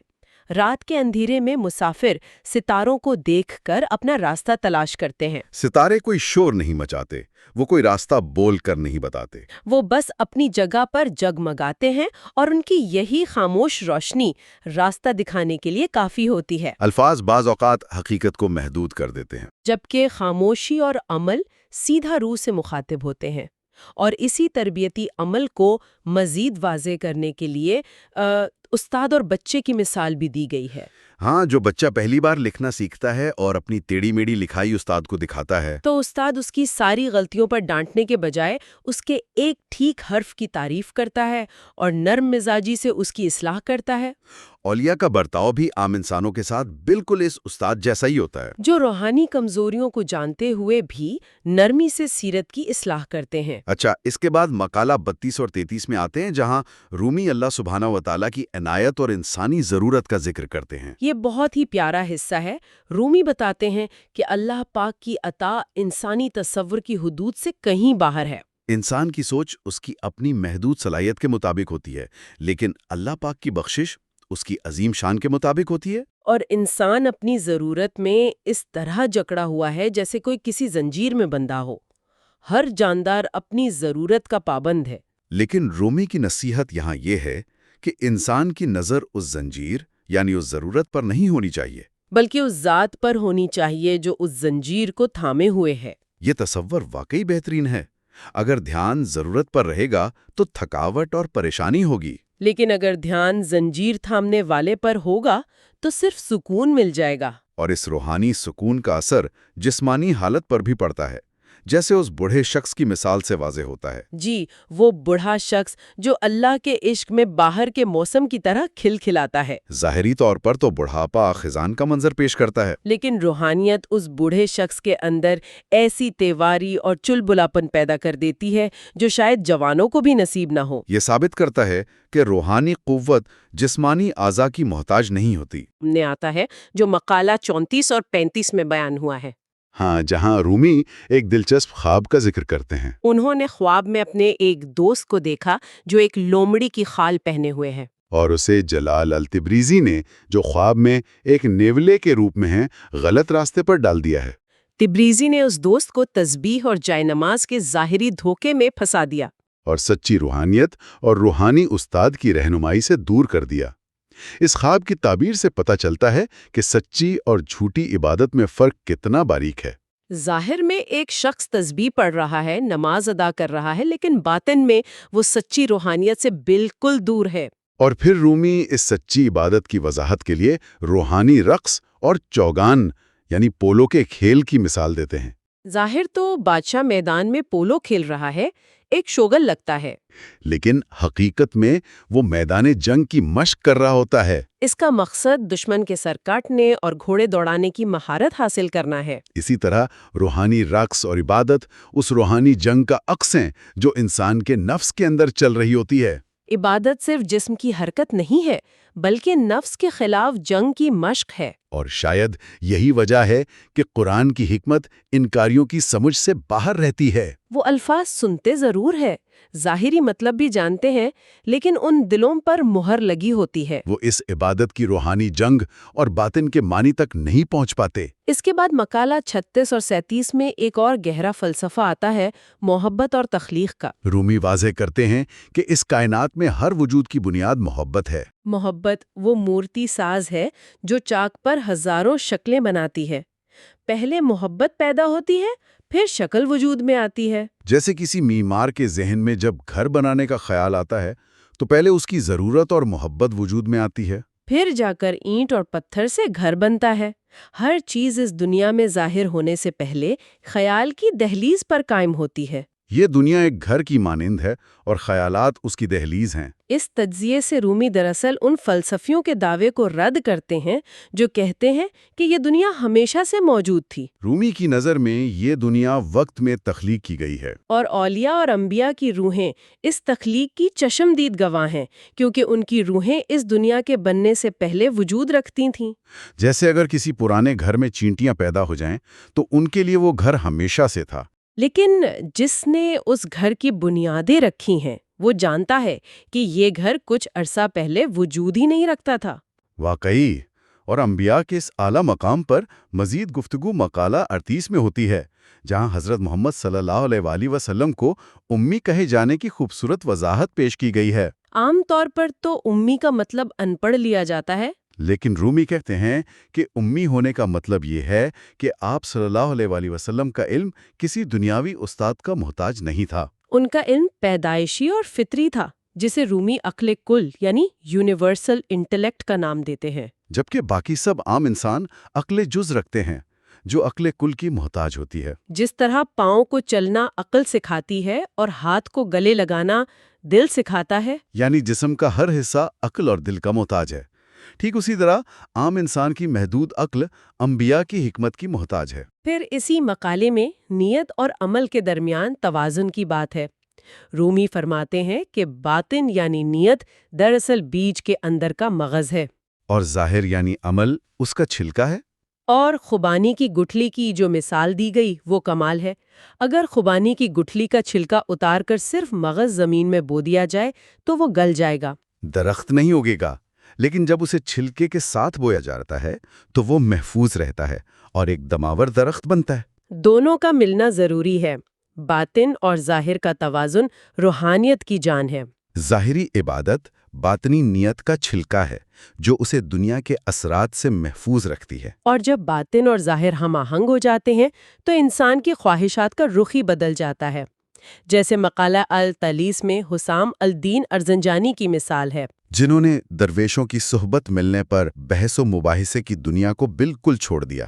رومی سبق دیتے ہیں کہ جب کوئی شخص اللہ کی رضا کے لیے دنیاوی تمناؤں کو ترک کرتا ہے تو اللہ سبحانہ و تعالیٰ اسے وہ سب عطا کر دیتا ہے جس کی اس نے کبھی تمنا کی ہوتی ہے۔ جیسے شروع میں حضرت محمد صلی اللہ علیہ وسلم نے چاہا کہ انہیں عربوں جیسی فصاحت اور بلاغت ملے تاکہ وہ پیغام آسانی سے پہنچا سکیں، لیکن جب انہیں اللہ کا حقیقی قرب ملا تو وہ اس خواہش سے بے نیاز ہو گئے، اور اس بے نیازی کے بعد اللہ پاک نے انہیں بغیر طلب کیے ایسی فصاحت عطا کی جس کی مثال ملتی ہی نہیں۔ اسی مقام پر ایمان کی حقیقت بھی سامنے آتی ہے۔ سچا ایمان دراصل حق اور باطل کے درمیان فرق کرنے کا نام ہے، جسے تمریز کہتے ہیں۔ جیسے حضرت موسیٰ نے جب اپنا عصا زمین پر ڈالا اور جادوگروں نے رسیاں ڈالیں تو حضرت موسیٰ واضح طور پر دونوں میں فرق دیکھ سکتے تھے، جبکہ فرعون اپنے نفسانی اندھے پن کی وجہ سے یہ فرق نہ دیکھ سکا۔ ایمان اس شفاف پانی کی طرح ہے جو دنیا کی گندگی دھوتا ہے مگر خود میلا نہیں ہوتا۔ بالکل، اور اس باطن کی پاکیزگی کا سیدھا اثر انسان کے ظاہری اعمال پر پڑتا ہے، جو کہ ہمیں مساکیلا 40 میں ملتا ہے۔ یہاں رومی کہتے ہیں کہ ادب ظاہر سے شروع ہوتا ہے، ظاہر باطن کا آئینہ ہے۔ زندگی کا ہر چھوٹا بڑا عمل اصل میں ایک خاموش سوال ہے۔ بھوک خوراک مانگنے کا بے زبان سوال ہے، بیج کا بونا پھل مانگنے کا سوال ہے، یہاں تک کہ بیمار کی نبض کا دھڑکنا بھی باطن کی حالت کا ایک جواب ہے، اور رومی نے اس سب کو ایک عظیم تشبیہ میں پرویا ہے کہ یہ دنیا ایک پہاڑ کی گونج کی طرح ہے۔ اگر پہاڑ کے سامنے گدھے جیسی آواز نکالی جائے تو وہاں سے کسی بلبل کی میٹھی آواز سنائی نہیں دے گی۔ جو بو گے وہی کاٹو گے، اور اس کی وضاحت اس لڑکے کی مثال سے کی گئی ہے جو درخت سے خوبانیاں چرا کر کھا رہا تھا۔ جب باغ کے مالک نے پوچھا تو لڑکا دھٹائی سے بولا کہ یہ اللہ کا درخت ہے، میں اللہ کا بندہ ہوں اور اللہ کا پھل کھا رہا ہوں۔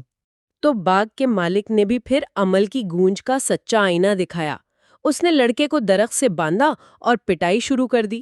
جب لڑکے نے چیخ کر کہا کہ کیا تمہیں اللہ کا خوف نہیں کہ ایک بے گناہ کو مار رہے ہو، تو مالک نے وہی الفاظ لوٹائے اور کہا، یہ مار کھانے والا اللہ کا بندہ ہے اور یہ لاٹھی بھی اللہ کی لاٹھی ہے۔ میں تو بس اللہ کے بندے کو اللہ کی لاٹھی سے مار رہا ہوں۔ یہ کہانی ثابت کرتی ہے کہ انسان اپنے عمل سے جو آواز دنیا کے پہاڑ کی طرف بھیجتا ہے وہی اس تک واپس لوٹ آتی ہے۔ اور اب ہم اس چھٹے حصے کی آخری کڑی پر آتے ہیں، یعنی مقالہ 41، جہاں رومی انسانی وجود اور اللہ پاک کی مرضی کو پانی پر تیرتے ہوئے پیالوں کی مثال سے سمجھاتے ہیں۔ ہم سب اس دنیا کے سمندر میں پانی کی سطح پر تیرتے ہوئے ان پیالوں کی مانند ہے جنہیں پانی کی لہریں چلاتی ہیں۔ پیالہ خود طے نہیں کرتا کہ اسے کہاں جانا ہے، بلکہ پانی کی روانی جو کہ اللہ سبحانہ و تعالیٰ کی مرضی ہے وہ اس کی سمت متعین کرتی ہے۔ مگر کچھ پیالے ایسی خوبصورتی اور ادب سے تیرتے ہیں کہ باقی انہیں دیکھ کر رشک کرتے ہیں، اور کچھ الٹ پلٹ ہو کر تیرتے ہیں کہ دوسرے ان سے دور بھاگنا چاہتے ہیں۔ دونوں کو چلا پانی ہی رہا ہے، لیکن ان کے تیرنے کا انداز ان کے روحانی مرتبے کو بیان کرتا ہے۔ اور اس سفر میں آخر میں رومی روحانی استاد کی اہمیت پر زور دیتے ہیں کہ اگر جگانے والا عالم ہو تو بیداری روحانی ترقی لاتی ہے، ورنہ اگر جگانے والا خود دنیاوی لذتوں کا اسیر ہو تو وہ آپ کو مزید غافل کر دے گا۔ سچا وجد انسان کو آگاہی دیتا ہے۔ فی معافی کے اس چھوٹے حصے نے حقیقت کے کتنے ہی نئے پہلوؤں سے روشناس کروایا ہے۔